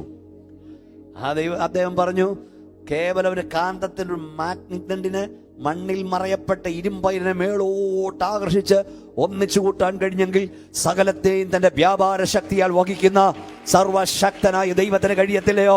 അവന്റെ ആജ്ഞാശക്തിയിൽ മണ്ണിൽ മറയപ്പെട്ട തന്റെ ജനം ആർപ്പോട് ഉയർക്കും. ആകളനാദം കേൾക്കുമ്പോൾ നമ്മൾ ഉയർക്കും. സ്തോത്രം. മരിച്ചവരുടെ പുനരുത്ഥാനം ഇല്ലെന്ന് മനുഷ്യർ വിശ്വസിക്കുന്നു. പക്ഷെ നമ്മുടെ കർത്താവ് പറഞ്ഞു, യോഹന്നാൻ 5:25, ആമേൻ ആമേൻ, ഞാൻ നിങ്ങളോട് പറയുന്നു, മരിച്ചവർ ദൈവത്തിന്റെ ശബ്ദം കേൾക്കും, കേൾക്കുന്നവർ ജീവിക്കുന്ന ആഴി വരുന്നു. 28, ഇതിങ്കൽ ആശ്ചര്യപ്പെടരുത്, മനുഷ്യൻ ആശ്ചര്യമുണ്ടാകും. കല്ലറയുള്ള എല്ലാവരും അവന്റെ ശബ്ദം കേട്ട് നന്മ ചെയ്തവർ ജീവനായും തിന്മയവൻ ന്യായവിധിക്കായും പുനരുത്ഥാനം ചെയ്യും. അതെ, അസാധ്യമെന്ന് ലോകം പറയുന്നത് നമ്മുടെ ദൈവം സാധ്യമാക്കി തീർക്കും. ന്യായവിധിയുണ്ട്, സ്വർഗമുണ്ട്, പുതുവാന ഭൂമിയുണ്ട്. കർത്താവ് വരും. വിശ്വസിച്ചാലും ഇല്ലേലും യേശു വരും. നമ്മുടെ കാത്തിരിപ്പ് ഈ മണ്ണാങ്കട്ടയ്ക്ക് വേണ്ടിയല്ല, കർത്താവിന്റെ വരവിനാണ്. നിങ്ങൾ ഓർത്തോ, നിങ്ങൾ ഈ ദൈവസന്നിധി വന്നത് ഓരോരോ മുഖാന്തരങ്ങളിലൂടെയാണ്.